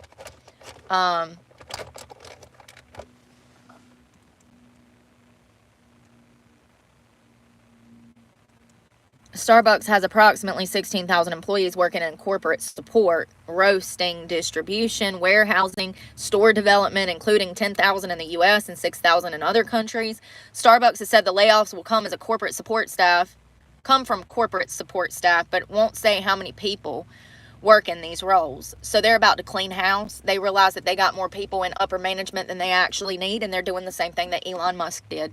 So, I'm glad that Elon has that blueprint for these other businesses, because it's done X very well.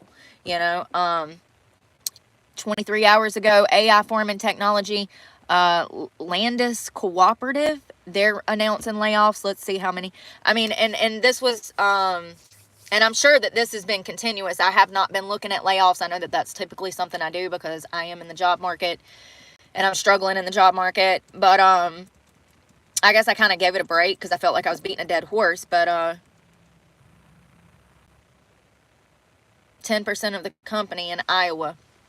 So this was, who is this? This is a agricultural company, Landis Cooperative. And they are part of a plan to introduce AI technology on the farms. You sure about that? You sure farmers want that shit? I'm sorry. The farmers I know would never. But whatever. I guess if it, helps with agriculture and helps, it's probably some useful shit. Probably some great predictions. It could probably help, It says that it looks like this company is laying off 10% of its workforce.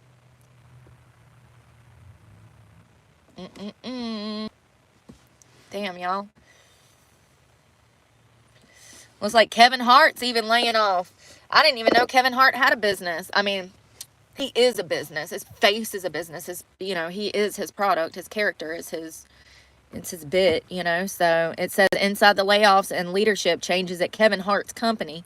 Kevin Hart has stepped into a CEO of his company after cycling through 2 leaders in 15 months. Heartbeat, hold on. What is the name of this place?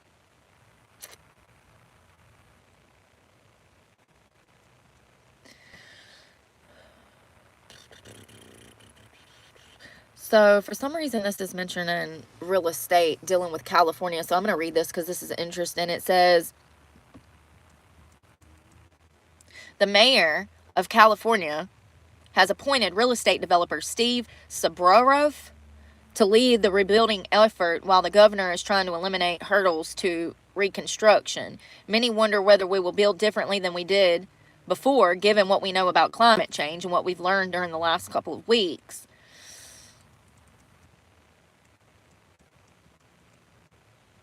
How does Kevin Hart play into this? What, can y'all get to the damn point?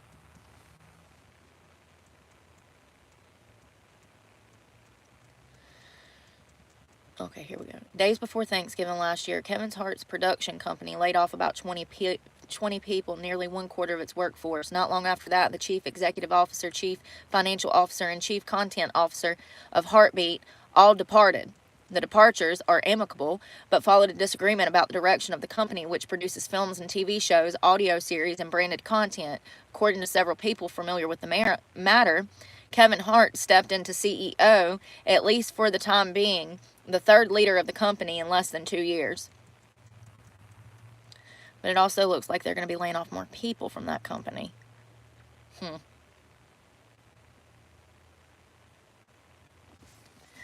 Interesting.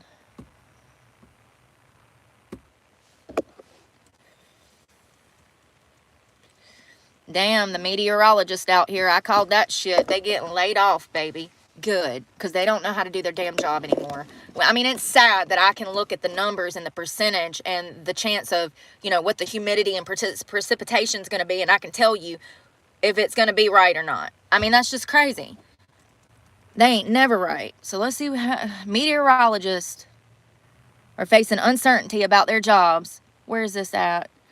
Local 27 Allen Media Group, which owns TV stations in 21 markets across the country, said Saturday it's rolling out new format for weather coverage that will have additional visual storytelling capabilities across the stations in 2025. Damn pop-ups. So the move comes as the broadcast industry, particularly television, seeks new ways to engage audiences as it navigates wanting viewership amid cord cutting and the rise of streaming platforms. So they're, well, it doesn't help that y'all are always wrong either. Maybe if you were right, yeah, it's boring because it's the local damn news and y'all lie. But maybe if y'all's weather was right, people would watch more. So severe weather will remain a priority, the group said. The new format will improve reporting capabilities, especially in high-stakes weather situations. It will also ensure the most accurate, timely, and engaging forecast for communities across the country. Meteorologists at some stations say that they expect to be impacted by this decision. They are also stations facing ongoing layoffs that were announced in early 2024. So this is the Allen Media Group.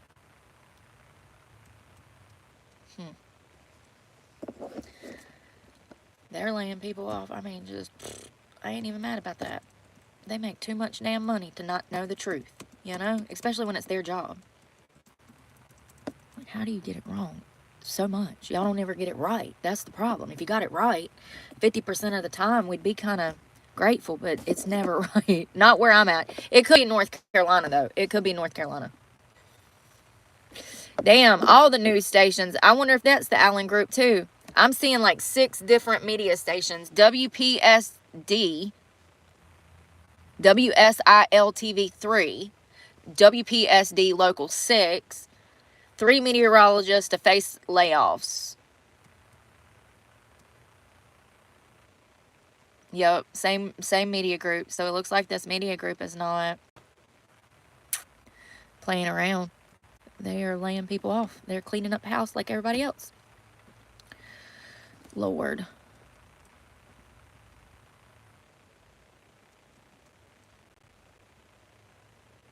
The NCAA is laying off. Microsoft's laying off. RPG Studio.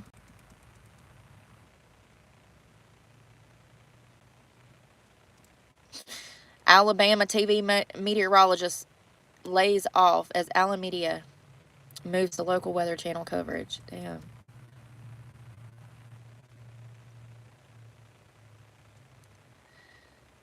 Oh, wow. It looks like Kroger was supposed to be merging with Albertsons, and it didn't happen, and so it forced them to lay people off.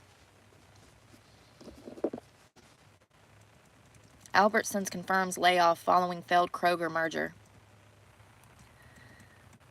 After a failed merger attempt, an announcement came to cut billions in expenses. Albertsons has revealed plans for layoffs in its corporate division support offices.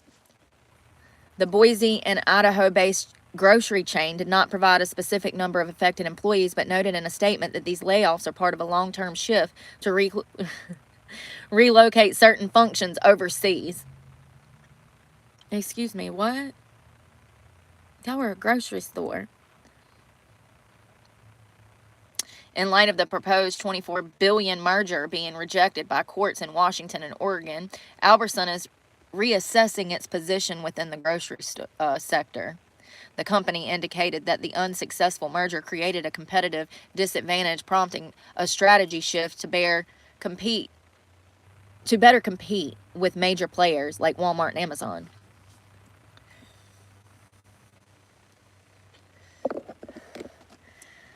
So they're wanting to clean up house too, in my opinion, because during last week's third quarter earnings call, Albertsons announced a plan to reduce spending by $1.5 billion over the next 3 years to enhance investments in technology. So they're going to lay off people to defer money to technology. I mean, that's what I read, but I read between the lines and make a lot of assumptions. So, you know,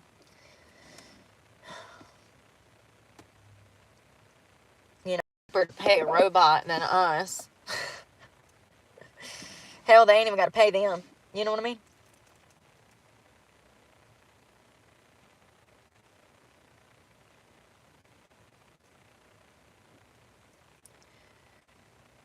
I'm seeing everybody from oil companies. Who is Tenneco? Is that how you say that? They're laying off people. It's auto parts manufacturing out of El Paso. And these were all in the last 24 hours, you guys. I just want to be clear. Yeah.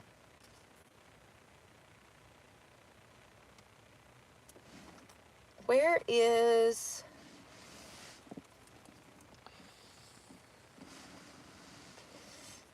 Kinsey? Kinze? I'm probably saying that. It's out of Idaho, or no. Hold on. Is that Iowa?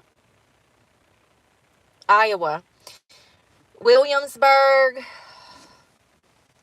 It looks like that is a struggling farm community. It looks like they're going to lay off 53 people out of its 550 employees. What is that? That's a good percentage, honey. That's a damn seventh of their whole company. It looks like they're a manufacturing company. I mean, it's just one after another, y'all. It's so sad. It's got me even more concerned because I hadn't paid attention to this until today.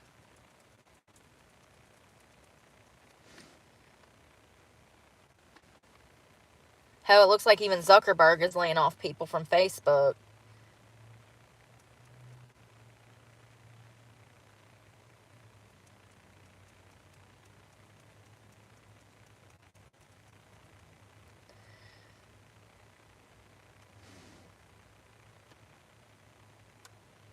Oh, wow. Here's a report that just came out of Illinois. Mass layoffs hit... Hold on. Wow, 15,000 Illinoisans? Is that how you... Illinoisans? Hold on. Shit. They got it, you know, like Carolinians. They got it Illinoisans. I can't say it. Illinoisans. Why are y'all retracting messages? Illinoisans. Anyways, it looks like they lost 15,000 mass layoffs during 2024, with 2/3 of those jobs cuts stemming from business closures. How much?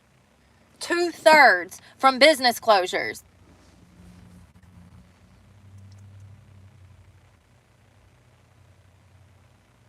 Every month they had thousands of people losing jobs. Just in December, there was almost 700 mass layoffs.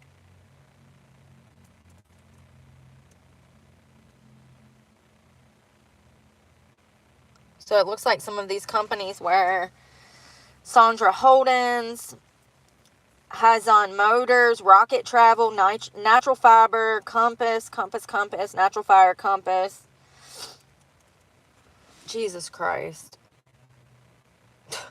They have almost 500,000 people looking for work in Illinois. Their unemployment is 5.3.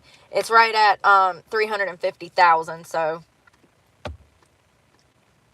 that's crazy.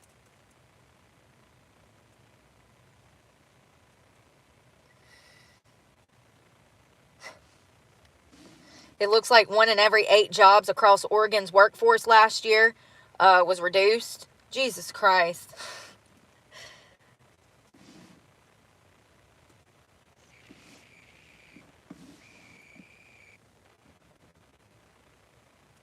These poor people, y'all.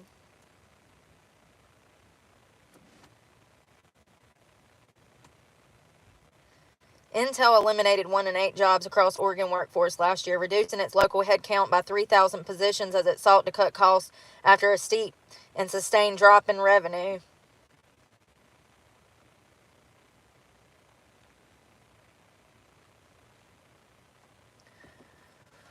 Wow. Well, I don't know, man. I don't know. Hey, Amy, how are you doing? How are you doing?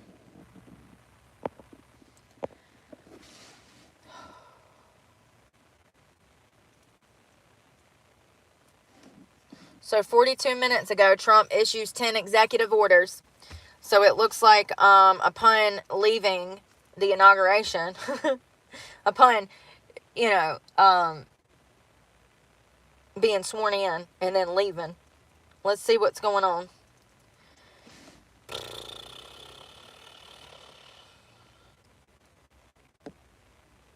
So most of what I said, he said he was going to do. So he's declaring a national emergency at the border. He's going to issue mass deportations immediately.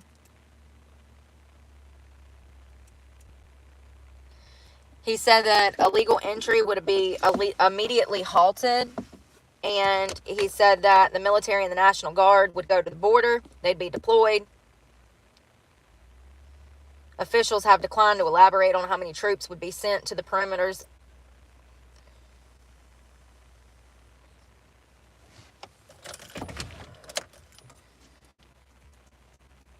So the Trump administration has also said that it's going to end birthright citizenship, the right of children born in the U.S. to claim citizenship regardless of their parents' immigration status.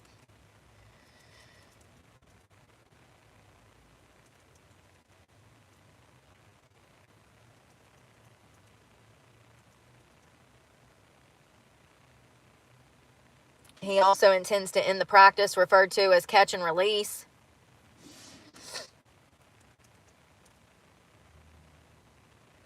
And they also plan to reinstate the Remain in Mexico policy.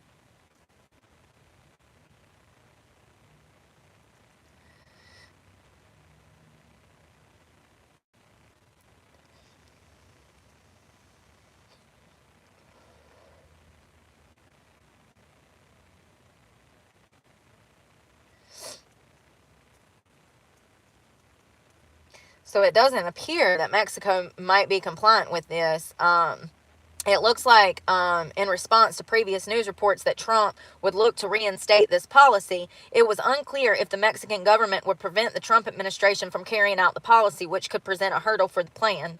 I mean, and is it any surprise that Mexico might not want to be in compliance? But they do have processing camps that they have already set up to take their people back. Hey, Dawn. They do have processing. Mexico has already agreed to set up these processing camps, and they have them. So, I mean, I don't know if they plan to be compliant or not, but don't be surprised if they don't want to be completely compliant, because that's why, their country looks like it does. They've had poor government and leadership, so it wouldn't be surprised if they don't want to be compliant. That's something.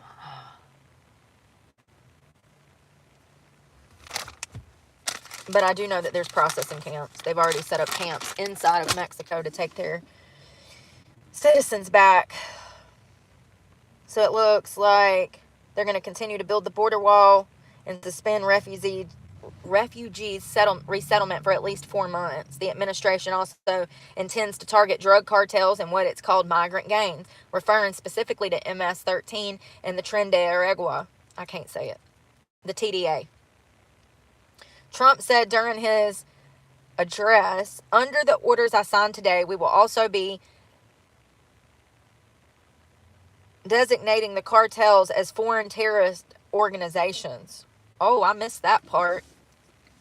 Wow. Okay. I mean, they're bringing drugs over our border to kill our citizens. I don't see why it's, and it's intentional. It's intentional.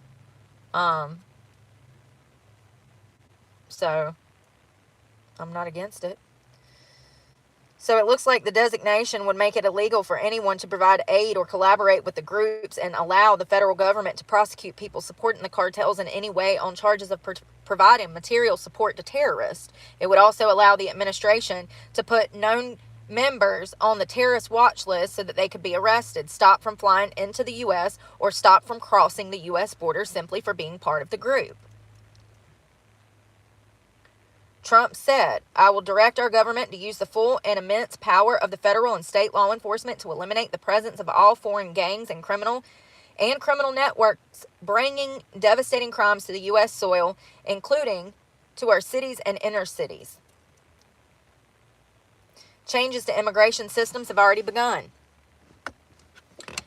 CBP One, a government app used by migrants to submit their information and schedule appointments at the southwestern border of ports of entry, is no longer available for that purpose, according to a statement posted on the Customs and Border Protection website.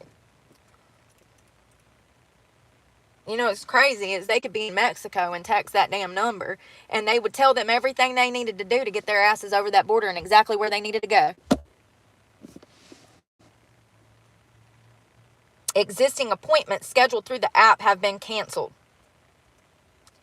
Those canceled appointments likely numbers in the thousands. Over 936,000 people scheduled appointments through the app in the 2 years since the agency began using it for that purpose. So almost 1 million people in 2 years have logged into that app. And that's just the people that, that wanted food stamps, WIC, housing, free cell phone, work permits, EBT cash. I wonder, I bet a good portion of them don't even use the app. I mean, we know that there's millions of people. In December alone, the CBP processed approximately 44,000 asylum seekers who submitted their information through the app. CBP One's functions were expanded under the Biden administration to facilitate asylum appointments for migrants. Amid growing numbers of people trying to cross the southern border, it was being used by migrants from Cuba, Haiti, Venezuela, with sponsors to the U.S. to begin the process to get paroled into the country for 2 years.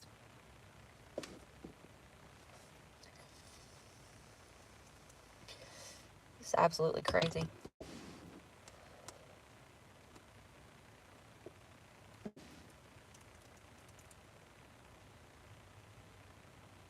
One hour ago, Trump declared national emergency to boost fossil fuels. Here we go. I was just talking about gas. All right. So this is out of the, what is this, Recruiters? No. I want you to go away.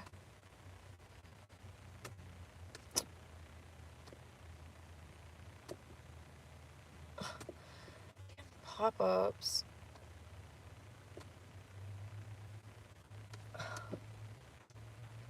Y'all, paying for news. I'm not paying for no damn news.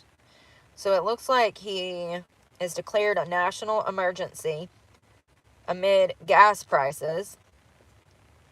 Hold on one second. Damn Washington Post ain't worth a damn.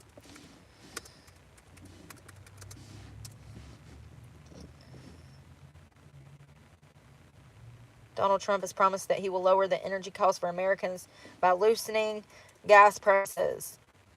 They're expected to drop in 2025. Donald Trump has promised that he will lower energy costs.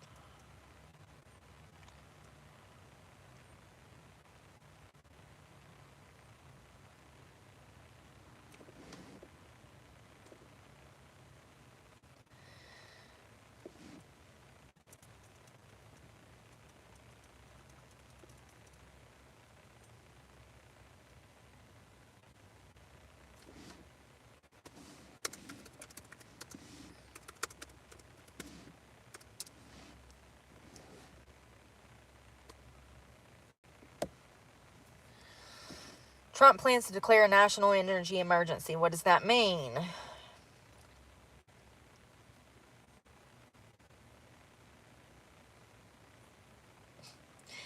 He said in his speech, "We will drill, baby, drill. We will be a rich nation again, and it's liquid gold under our feet that will help us do it." Declaring an energy emergency would be our first for the federal government, and it's unclear exactly what all that would entail. Here's what we know about the unprecedented action.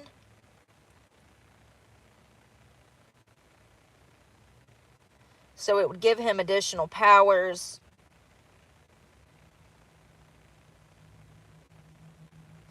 National emergency will unlock a variety of different authorities that will enable our nation to quickly build again, to produce coal and natural resources, to create jobs, to create prosperity, and to strengthen our nation's security. Amen. Declaring a national emergency gives the president some additional executive powers.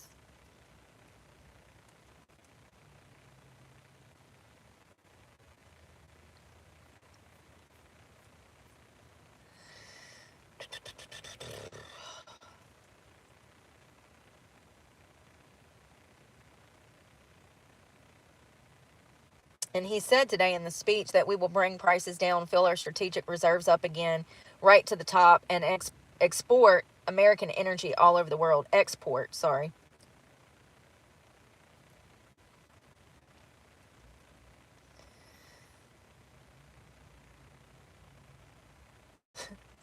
God, the NPR is so dumb, y'all. They're sitting here criticizing him, and they're like, but why would we want to, why is it, they said, quote, but the U.S. is not currently facing a fuel shortage.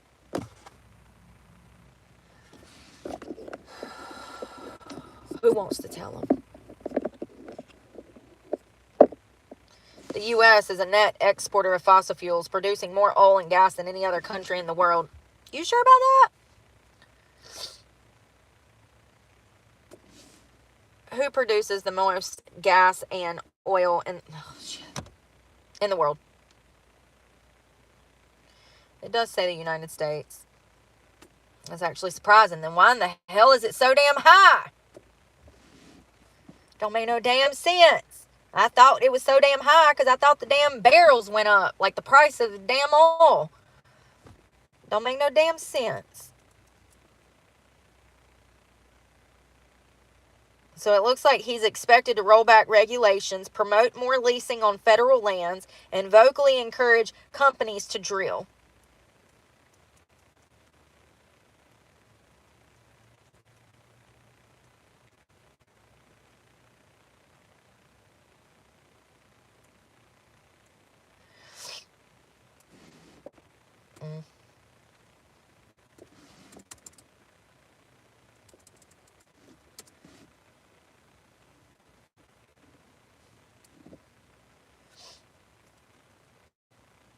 Oops.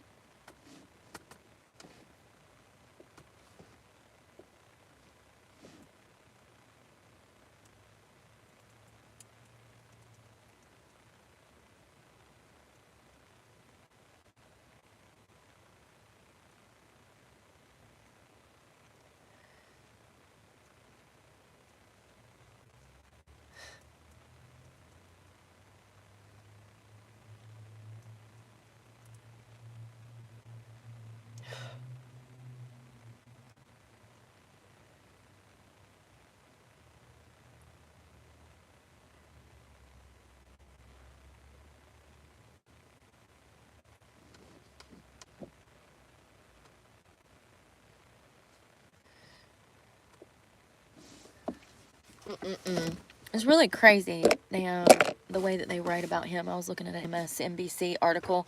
They are deranged. They got full-blown Trump derangement syndrome. Absolutely. It makes no sense. It confirmed that our oil comes from here, that we drill for more oil here than anywhere else in the world. Then why is it so damn expensive?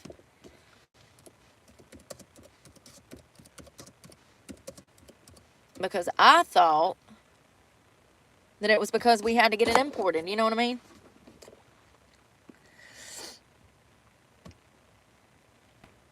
Right here it says because of Russia's... Oh, God, my brain. This says because of Russia's invasion of Ukraine.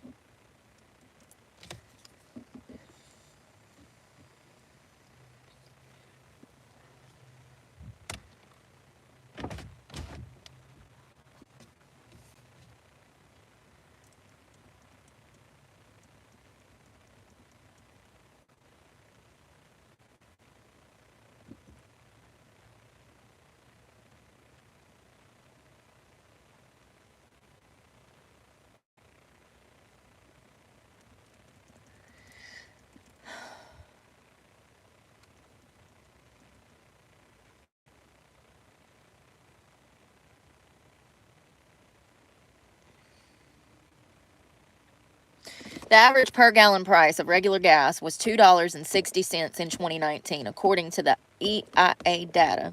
Then, following Russia's invasion of Ukraine, the national average peaked at $5.16 per gallon on June 14th of 2022, according to the AAA.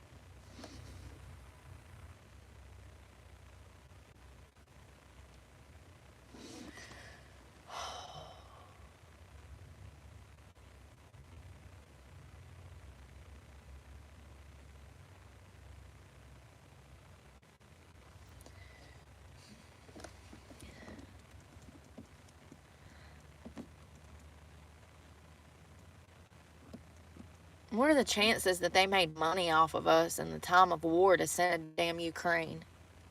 Is that even logical? Do you see what I'm saying? Like they did when they deferred money from FEMA to illegal immigration. I mean, I don't know. Do we make, I mean, if we drill for gas and we are the number one. Oh my God, y'all, I got this beautiful bird looking at me. Look at this baby. She been eating good. I think she pregos. Do you get what I'm saying? You think they jacked those gas prices up and then they deferred that money to freaking Ukraine? What are the chances? I mean, it just doesn't make sense how we're the number one oil production country in the world and our gas prices went up like that just because of an invasion in Ukraine. Like, we weren't, I mean, were we buying all of our oil from Russia? Like, hold on one second. I want to see. I wanted to ask it, how much money do we make off drilling for oil? $244 billion in revenue just in 23 alone. I want to know for 24. So 244 billion in 23.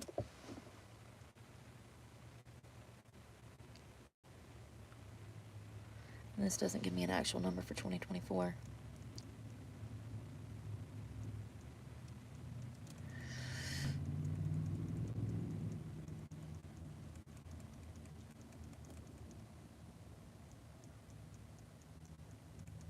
I mean, I honestly think that they just raised the rate on everything and they were just pocketing a bunch of damn money. I don't know. There's money missing every damn where. We're more in debt than we've ever been, and nothing makes sense.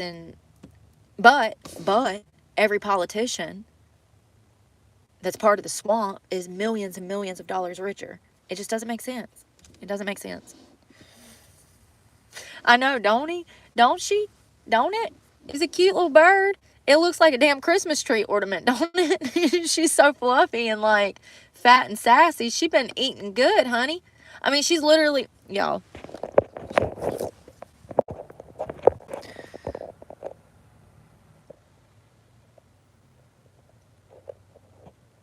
She looks like a Christmas tree ornament. She just perched up there with no care in the world. I guess that's her spot. Ain't she cute?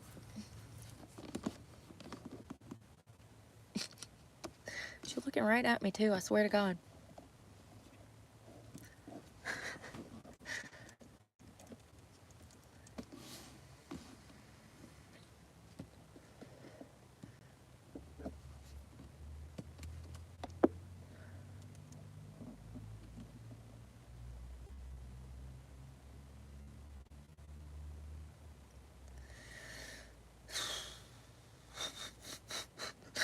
Oh my God, y'all.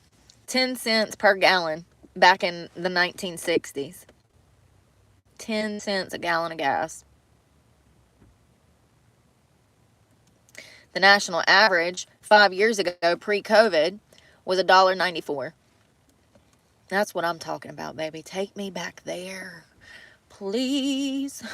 Like, I'm telling you, if he gets it damn $2, y'all, I might learn to do a damn backflip. For real. 5 in a damn row. I'll be so darn happy. You know what I mean? All my money goes to damn gas. How many times have we filled up this week? Well, we filled up before the weekend. Friday. And then I'm filling back up on Monday. But it has been cold, so I ain't got no choice. It's either damn die of frostbite or run the heat. Hold on, prices. Right now, cost of a barrel. Russia is a big-time exporter of oil, and the war made oil prices spike over $120 a barrel. We are the lead production of oil in the world. Why are we buying oil from Russia? Y'all, you know, the first thing that Biden did when he came into office was shut that pipeline down, and he put a significant amount of people out of work, number one. But that also might be why we had to buy oil from another damn country, because we shut production down on our own damn soil, you know?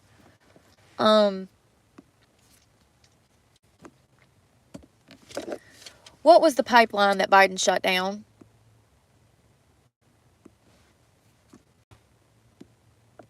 The Keystone XL pipeline. Hold on one second. Does that say 11,000 people? Shut the front door.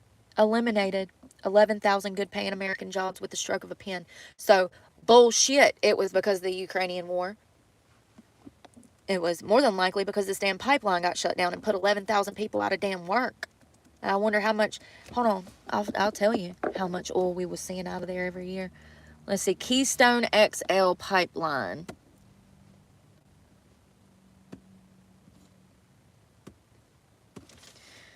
Keystone XL pipeline.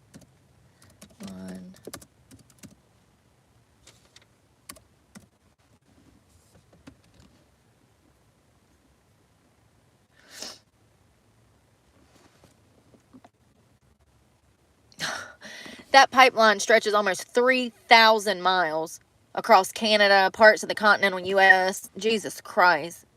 Did I say that right? Continental? So it's a big-ass pipeline.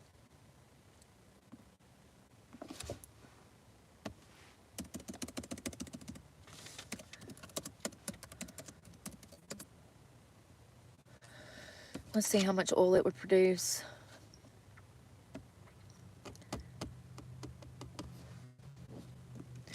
So it looks like the Keystone Pipeline was a petroleum pipeline that stretches 2,687 miles across Canada and parts of the continental U.S., and it is designed to deliver oil recovered from tar sands in Alberta, Canada, with petroleum terminals in Houston, Texas, another town that I can't say, Patoka? Listen, Patoka. Illinois in the United States. The first phase of the Keystone Pipeline was completed by the TC Energy Company, formerly known as TransCanada, in 2010. It extended from Hardisty, Alberta, east to southern Manitoba before turning southward to Steel City, Nebraska, and eastward again to Patoka? Patoka. Listen. The second and third phases, which connected the storage facility in Steel City south to Cushing, Oklahoma, and on to Houston, were completed in 2011 and 2014, respectively, although the pipeline was designed to transport as much as almost 1 million barrels of oil per day. 830,000 barrels of oil approximately every day. Almost 1 million barrels of oil. That's why gas went up, babe. Listen. That's absolutely why gas went up. We're talking about 1 million barrels of oil a day that we stopped production on. Oil that we sold to other countries, made money off of. Oil that we used for ourselves. And we shut this damn pipe. Well, we didn't do shit. Dumbass Biden, Joe Schmo, did it. That's crazy.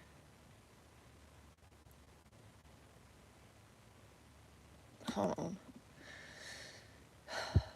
And that's approximately 34 million gallons, by the way. That 830,000 barrels is approximately 34.9 million gallons of oil per day. Jesus.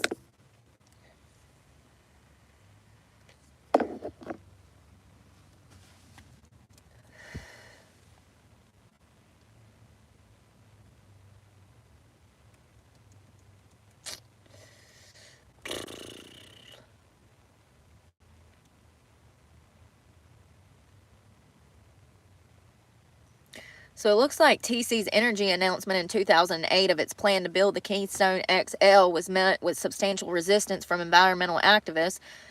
Listen, they're going to have to get the hell over it. This is the infrastructure that we have that works, and it's the best that we can do right now. So they just need to get the hell over it.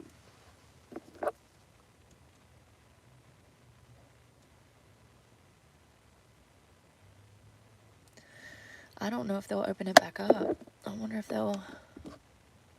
Hold on one second.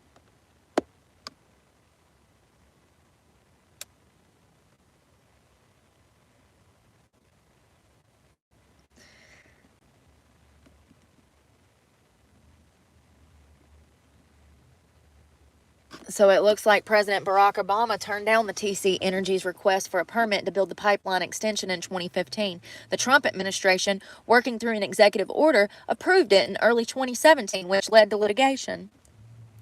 The tribes argued that in 2017, in Rosebud versus Trump, that the federal government had transgressed treaty rights and tribal sovereignty. Listen. Y'all, it's with a G though. It's S-O-V. It's like sovereign person, you know, sovereignty. They got a G-N-T-Y on the end. Is granting a presidential permit to the TC Energy to build the pipeline. So it looks like in granting a presidential permit to TC Energy to build the pipeline. The U.S. District Court for the District of Montana ruled in 2020 that such a permit applied to only to the border area and not to the full length of the pipeline through the indigenous people's lands. The proposal to build the Keystone XL pipeline was discontinued in 2020 after President Joe Biden signed an executive order revoking the permit. And TC's Energy terminated plans for the project.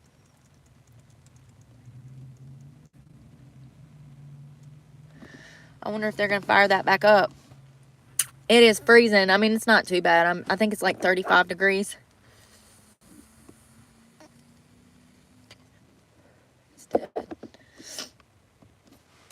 I think it's 35 degrees. Is Trump going to reopen Keystone XL? Here we go. This was why it may not be easy to open or restart the Keystone XL pipeline.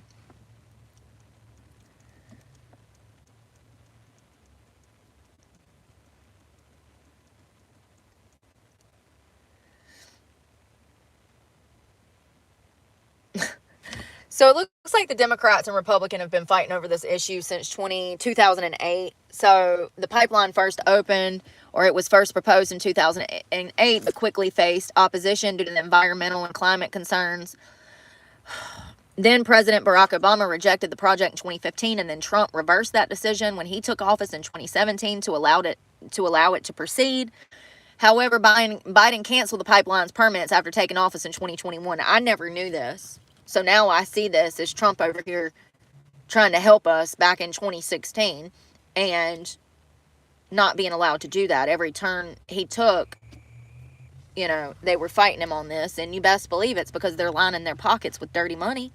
They're making money off of us. You know, they have been. So that's exactly why they want that pipeline shut down.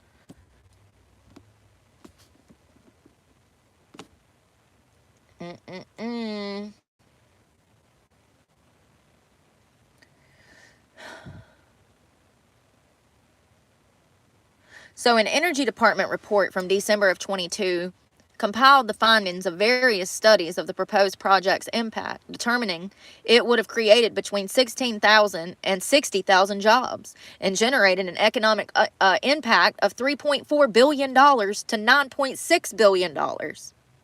This is why they didn't want it. Because they weren't here to help the people. They were here to hinder the people, and that's what they did. This is exactly why they shut that pipeline down. You know how many people this could help? How much money we can make off of this? It is going to generate jobs. It's going to bring economic growth to our economy. And we're talking about $3 to $9 billion. But a prior report from the federal government published in 2014 that 4,000 direct jobs and 21,000 jobs would be created, direct jobs, and then 21 other additional 1,000 jobs would be created during the anticipated 2-year construction process. And once again, Obama shut it down, and then Biden closed it down permanently.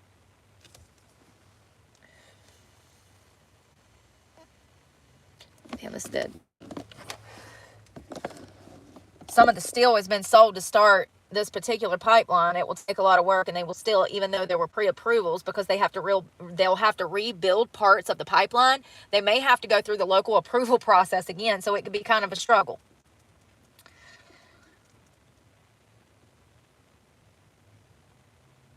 Ooh. So this TC Energy, they recently spun off oil pipelines, a new company called South Bow. Hold on one second. Energy? Yeah. Huh. So it's liquids pipelines business. And it looks like it was successfully a new part of TC Energy October of last year. So this is a new energy company, a new pipeline business. It's a spinoff from TC Energy. We need to stay focused on that because I have a feeling it's going to be big in the future. South Bow supports efforts to transport more Canadian crude oil to meet U.S. demand. Jesus Christ. Damn it, Brooke.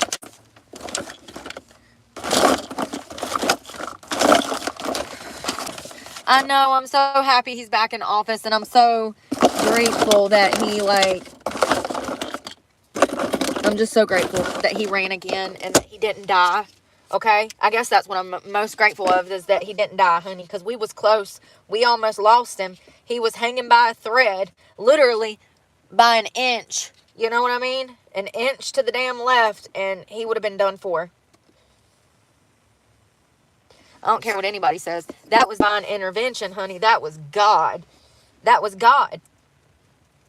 I mean, the fact that he rarely moves his head in the direction that he was, looking at that teleprompter or whatever he was looking at, I don't know. If you don't believe in God, maybe you need to go rewatch that shooting. It might damn make you a believer. That's all I'm saying. Because that was divine intervention. He should have been a goner. Should have been a goner. And they tried to kill him how many times? That's really what I wanted to watch the inauguration for today. Tell me why I was sitting there the entire time worried that something was going to happen to him. 100%. I mean, Lincoln got shot in a theater. You know? Weirder things have happened.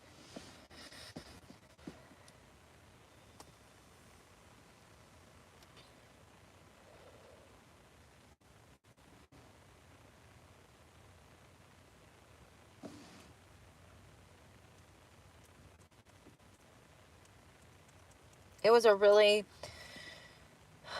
Oh, I see Melania now. She had on that big old black hat with the white thing. I see. It looks like one of those damn Kentucky Derby hats.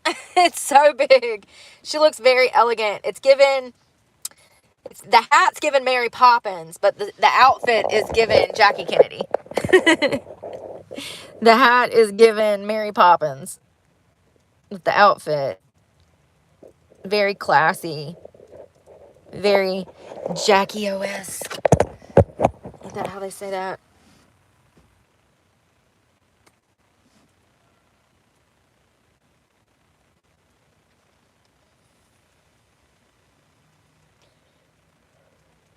Oh, she's getting up there too.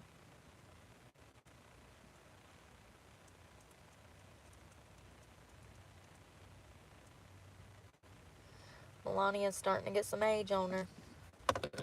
She's a very beautiful woman. Very soft-spoken, well-spoken, great mannerisms.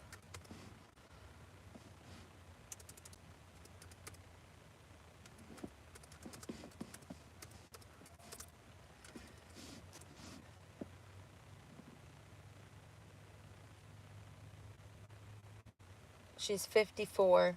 She looks phenomenal. Listen, everybody's over here talking about Barron Trump. What did I tell you? Listen, how tall is Barron Trump? Photos and videos show he's towering over Donald and Melania for years. He's 6'7" or 6'9", according to Google.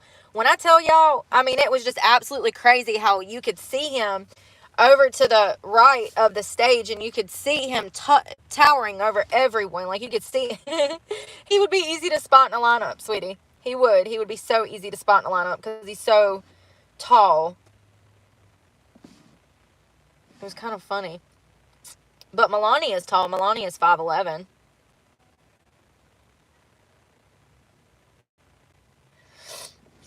Oh, her wiki page was just updated 4 hours ago because she's, you know, the new first lady. So they have to update her wiki page.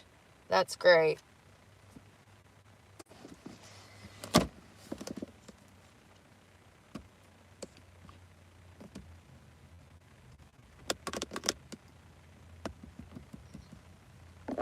It was a great inauguration. It really was.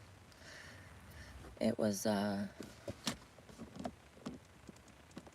very, like, hopeful. He's like, this is what we're going to do. We're going to get back to this. We're going to do that. I don't remember Biden's speech, but I would like to see the difference in 4 years ago, the speech that Biden, you know, when he was being sworn in, as opposed to Trump's today.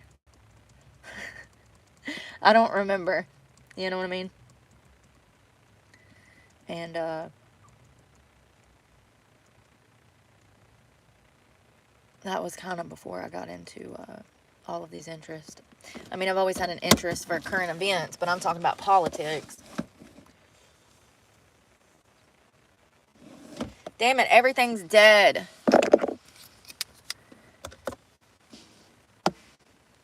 Literally, all of them.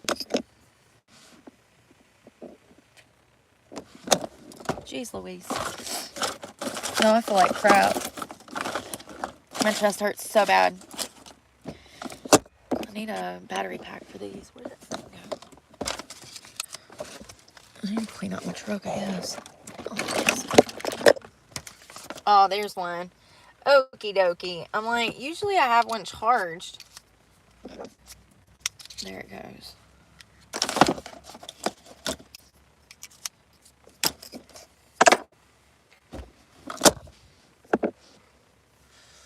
We'll probably talk on the way to school tomorrow. I hope I just have service. I'm going to take y'all with me. I guess I can show you the campus. It's nothing fancy. It's a community college, but it's cute. And it's where I'm going, and I'm looking forward to it. I just completely forgot about Friday. I thought that the 20th, I thought that the 18th was today. So, you know, I missed my therapy appointment. I missed my psychological evaluation that I've been waiting for. So, my bad. I've just been so occupied with school and stress that I completely forgot. And I got my dates mixed up, and I mess up stuff a lot, and it sucks. But I can reschedule. I just know that I'm going to have to hear her mouth, and that's causing me anxiety. My therapist. Stephanie! That's how she talks, y'all. She's a valley girl. Valley girl. It'll be fun. I'll smooth it over. She knows I got a lot on me. She's my therapist. She knows everything. You know what I mean? She knows. She knows. And I also told her that I was trying to get into school and get this handled before I got up the road. It's supposed to be warming up. This week here, it's going to be freezing the whole week. It's going to be in the 20s to the 14, 15 degrees the rest of the week. So I'm in for a cold week. I'm probably going to look like a bum most of the week. My skin going to look dry as hell because of the weather. It already does. And I'm probably going to be bumming it because with this weather like this, it hurts to get out the damn car. Cold weather advisory, sub-zero feel. Yeah, I know, I'm so fucked. I don't want to talk about it. I don't care. If I die, I die. I ain't gonna die. I'll run the damn heat before I die. But it's just, it becomes money, you know. So it looks like, Jesus Christ, lows near 5 degrees. Tuesday morning. Where in the hell is this? I'm in the wrong damn place, y'all. I'm sorry. I just figured it would bring my local, you know, you would think that Google, if I typed in the weather on Google, it would bring in my local weather, but apparently not. Apparently I got to be specific as to where the hell I am. Near me.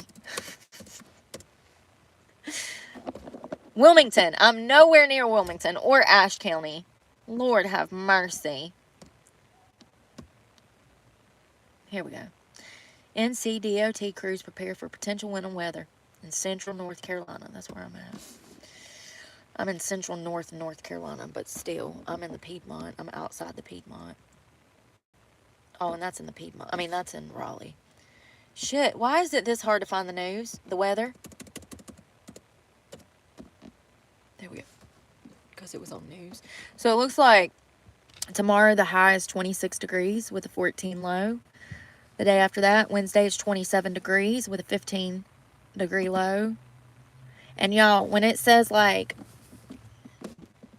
when it starts getting down to like 13, 14 degrees, it'll say though, like, feels like 9 outside. Do you see what I'm saying? Let me look at the Jacksonville weather.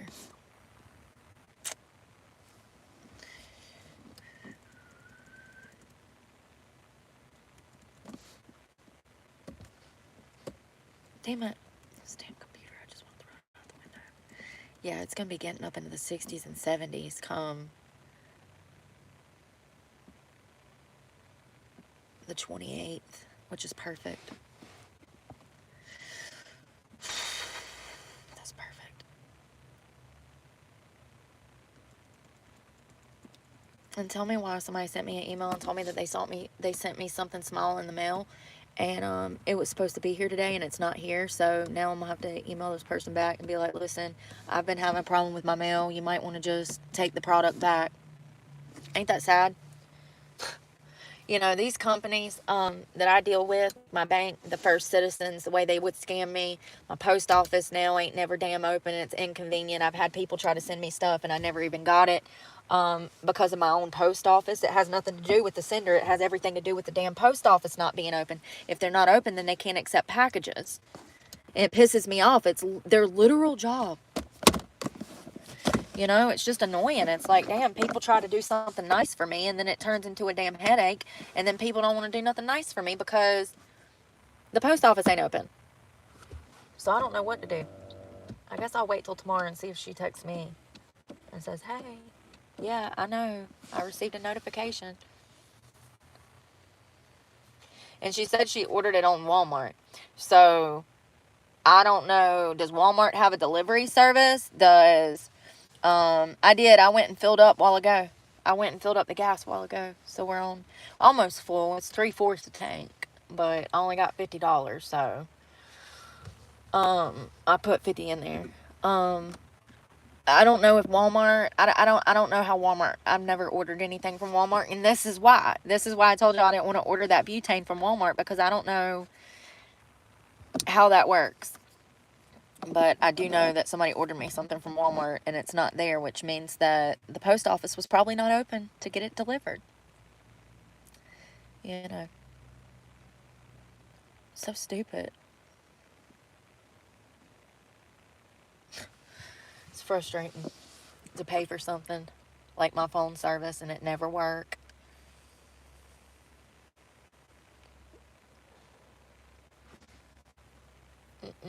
I'm about to go to bed, y'all. I am. I'm glad that I went and took a shower already, so I ain't got to. I can just go lay down. Take me some NyQuil and relax. I completely forgot it was a holiday. I mean, I guess it doesn't matter. I've gotten to, like, the 2nd of February to complete everything, but, like, I was just trying to get it done so I could damn get out of the cold so I'm not spending all my money on gas. But, you know, shit's never easy for me. It's a process, everything. I'm literally rolling up at the school in the morning and I'll be like, listen, can I use y'all's fax machine? Because I need to, I need to fax some shit somewhere. Like, I'm such a bum. You think they'll let me? You think they'll let me? You think they'll let me use the fax machine at the school? I need to fax some documentation somewhere. I need a fax machine. Once again, what damn year is this? Like, I guess I need to go find my floppy disk too, huh? And my damn square body Macintosh. I can just roll up into school like damn Napoleon Dynamite with all my 90s computer shit. I thought the days of fax were over. But whatever. To each their own. At least I know how to use a fax machine. Better than email. Better than email. I'm sure they'll let me use it. I don't see why they wouldn't. And hell, I'm at the library right now. So if they won't let me, then I can come to the library tomorrow and use it here. It's really disturbing to me how there's not any, like, directions. I'm, like, trying to figure things out by myself. That's why I tried to call today. And they're like, oh, the offices are closed. I'm like, shit. It's MLK Day. I forgot. I completely forgot. And I actually thought that today was the 18th because for some reason I thought the 20th was on Wednesday. Because I thought I got paid on Thursday, which would be the 21st. Do you see what I'm saying? My shit's all backwards. I guess I need a calendar. I need to get me a little calendar to stick to the dash. Like a little small one, like a little sticky note calendar that I can put like right here. So I can like look at that shit every day. Right there. Little sticky note calendar. With the little rip-off pages for the month by month. My face looks so bad. It's the wind. It's the wind, bro. Walking to the damn shower. Oh my God. The wind be beating me in the face. It's so cold out here.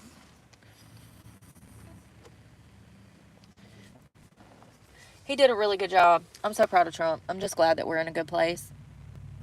I don't know what's going to happen. I don't know if it's going to be of any benefit to me, but I think it will because they have already disabled DEI offices,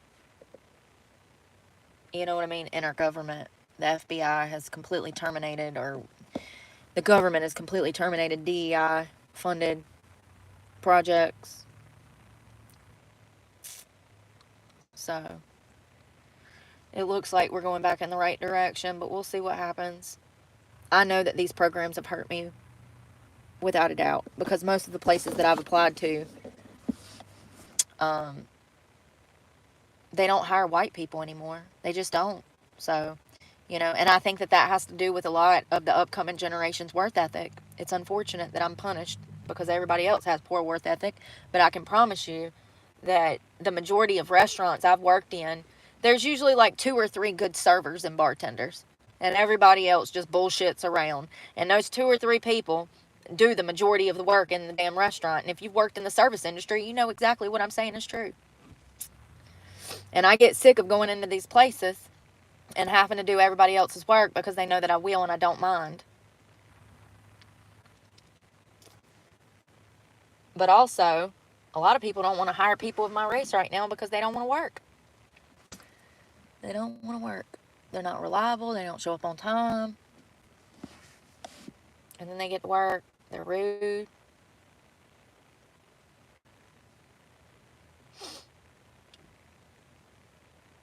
Customer service is just an all-time low.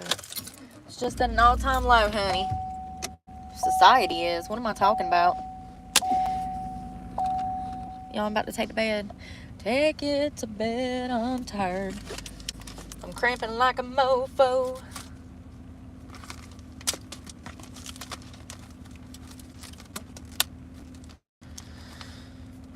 I'm glad I donated that stuff. Got the truck bed cleaned out.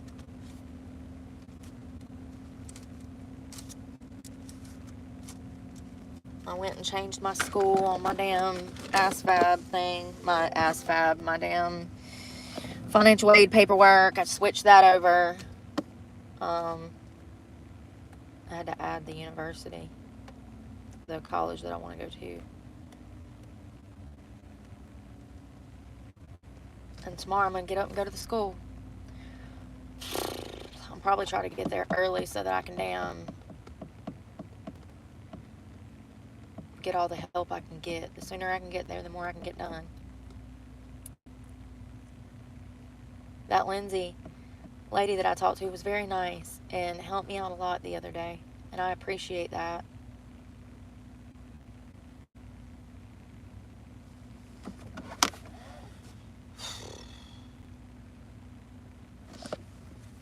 Well, I'm about to go read my damn book, y'all. Read my farm animal. The George Orwell book that I got in the mail. I've been reading on that. I'm gonna go read that and lay in the bed and try to feel better. And we'll talk tomorrow. I hope that nothing too exciting happens tonight while I'm asleep and don't have service. I'm so sick of my phone, but it is what it is. I just don't know how I'm gonna manage to do classwork on that damn new computer that I'm gonna have. I guess I'll come to the library. It's just gonna be, gas. It's another expense. I don't know. It's just something else I have to take into account. But I got gas tonight and I got pizza. And I'm going to see if I can eat some of that for breakfast because I've not been eating well because of stress. I do really well, I'll do really well for a little while and then I fall off again because of stress. And it's usually around, because of my PMDD. It's a symptom of PMDD, extreme nausea and vomiting. And like I said, that only happens a few times a year. But when it does, honey, it's bad. It's bad. I don't know how I could have went to work this morning. It would have been impossible. My head was pounding so bad. And I had to get sick first thing. But after I got sick, I felt better.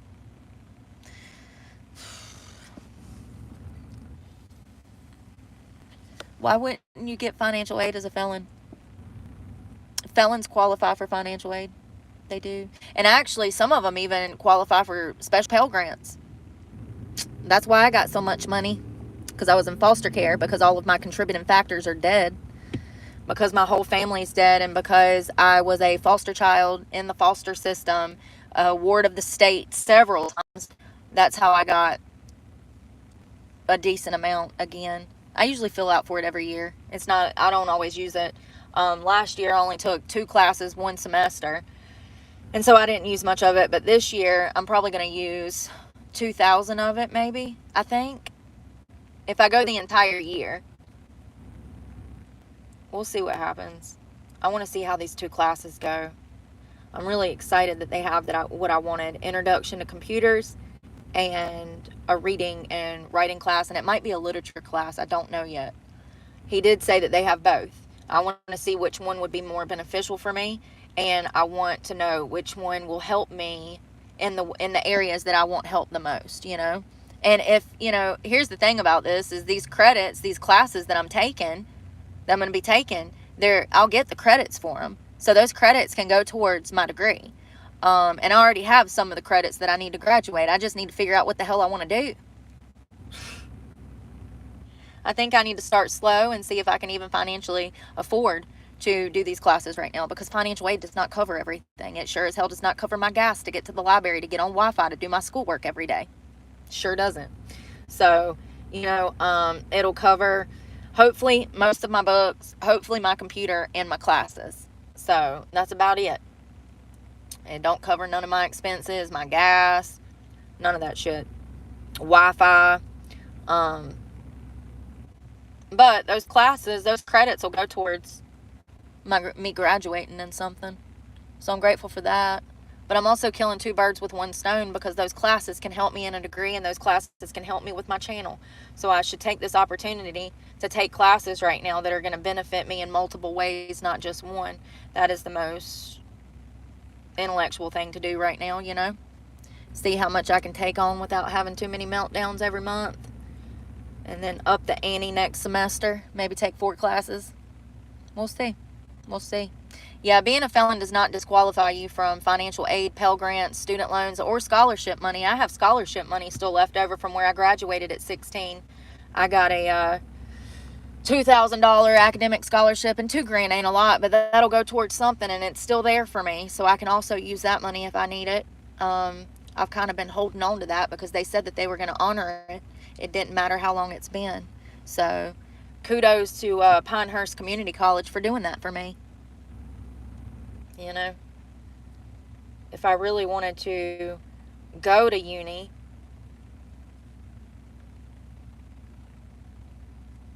to like, let's say like Greensboro College or UNC Greensboro, I absolutely probably could come up with enough funding to do that. Absolutely. Maybe not Greensboro because that's like $30,000 a year. But due to the fact of my upbringing and my position, like I said, I'm glad that they asked those questions. I've never answered those questions before. There was 4 questions on there pertaining to being a child of foster care, being a ward of the state, being not having any contributing family members, having everybody dead. And those questions I've never seen before. So those are new on the FAFSA application. And I'm glad they asked those because every single one of them I could answer yes to. And it tells a story of my childhood and why my education sucks. It tells a story of why I'm in my current financial predicament. You know, if you don't have resources and family in life, it's going to be a lot harder for you.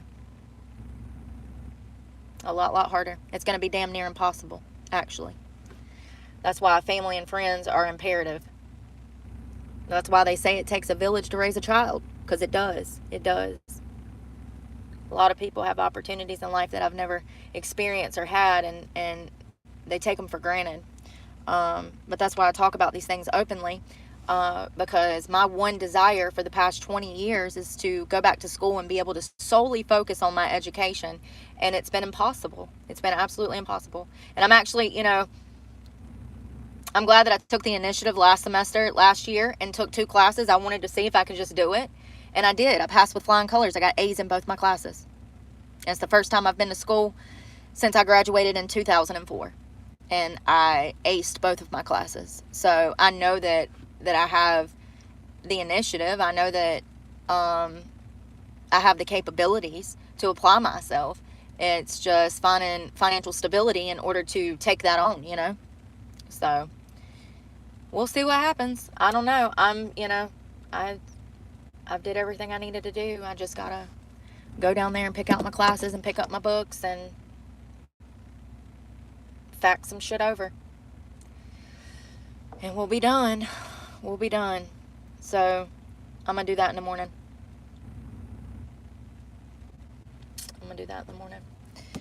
Hopefully I feel better because I hurt really bad today. My like cramps, and then my boobs, and just like my face breaking out. Yeah, I hope I feel better tomorrow. I feel really lethargic, under the weather, weak.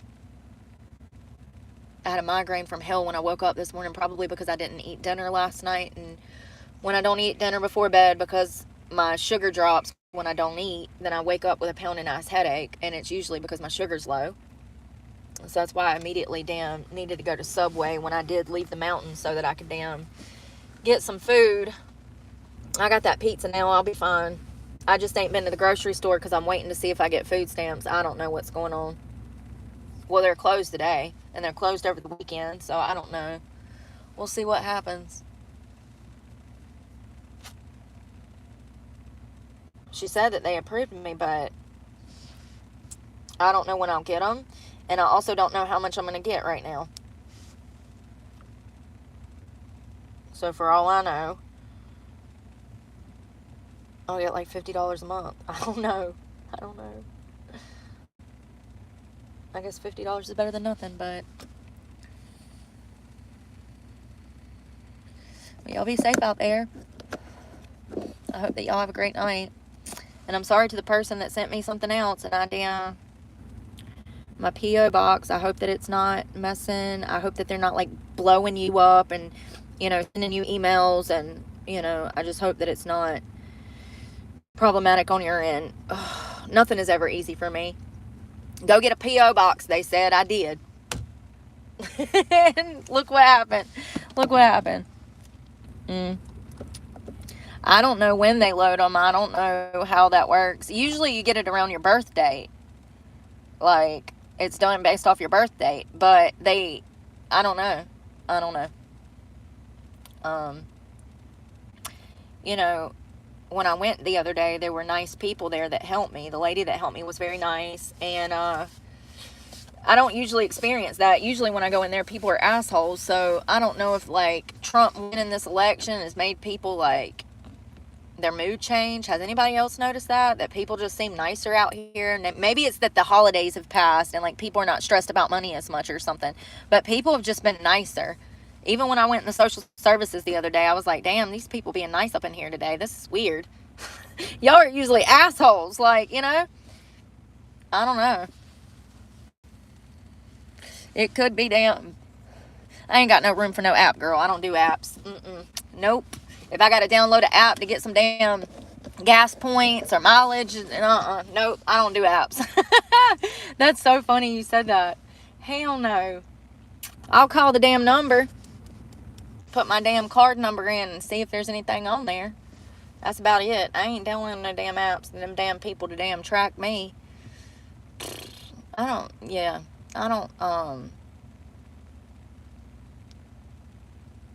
hate technology, y'all. I really do. Which is so weird because I'm on YouTube. It's the process of it all that I just hate. But anyways. Yeah, I called it this morning. It's like, you've got $5.08. It's like, damn, that's more than I thought I had. I thought I had $1.50 on there. It must have said $11.50 or something, and my dumb ass must have read it backwards. Y'all know I'm, like, damn dyslexic and dumb. I thought it said $1.50, and it had to have been like $10 or $11 on there, because we went yesterday and spent $6, and there was $5 left over. So that'd be like $11 and some change. So I'm wondering if I read that shit backwards. Yeah, I just called the number.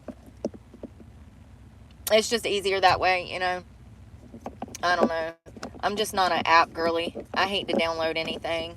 I remember I was hanging out at this spot down in Florida, and freaking they had a jukebox, and I download the app on my phone, and then I have an Apple Wallet that has 3 different cards in it, and I'm trying to pay for Touch Tunes, and it won't let me. It, like, the whole, y'all, this is the type of bullshit that I go through. Okay, I could not for the life of me understand why. I'm like, why won't it take none of my cards? Damn app. I don't know. I don't know if it was a glitch. I don't know if it was the form of cards. I had one at the time that was a bank card. I had one that was 2 different cards. And I don't know. I don't know.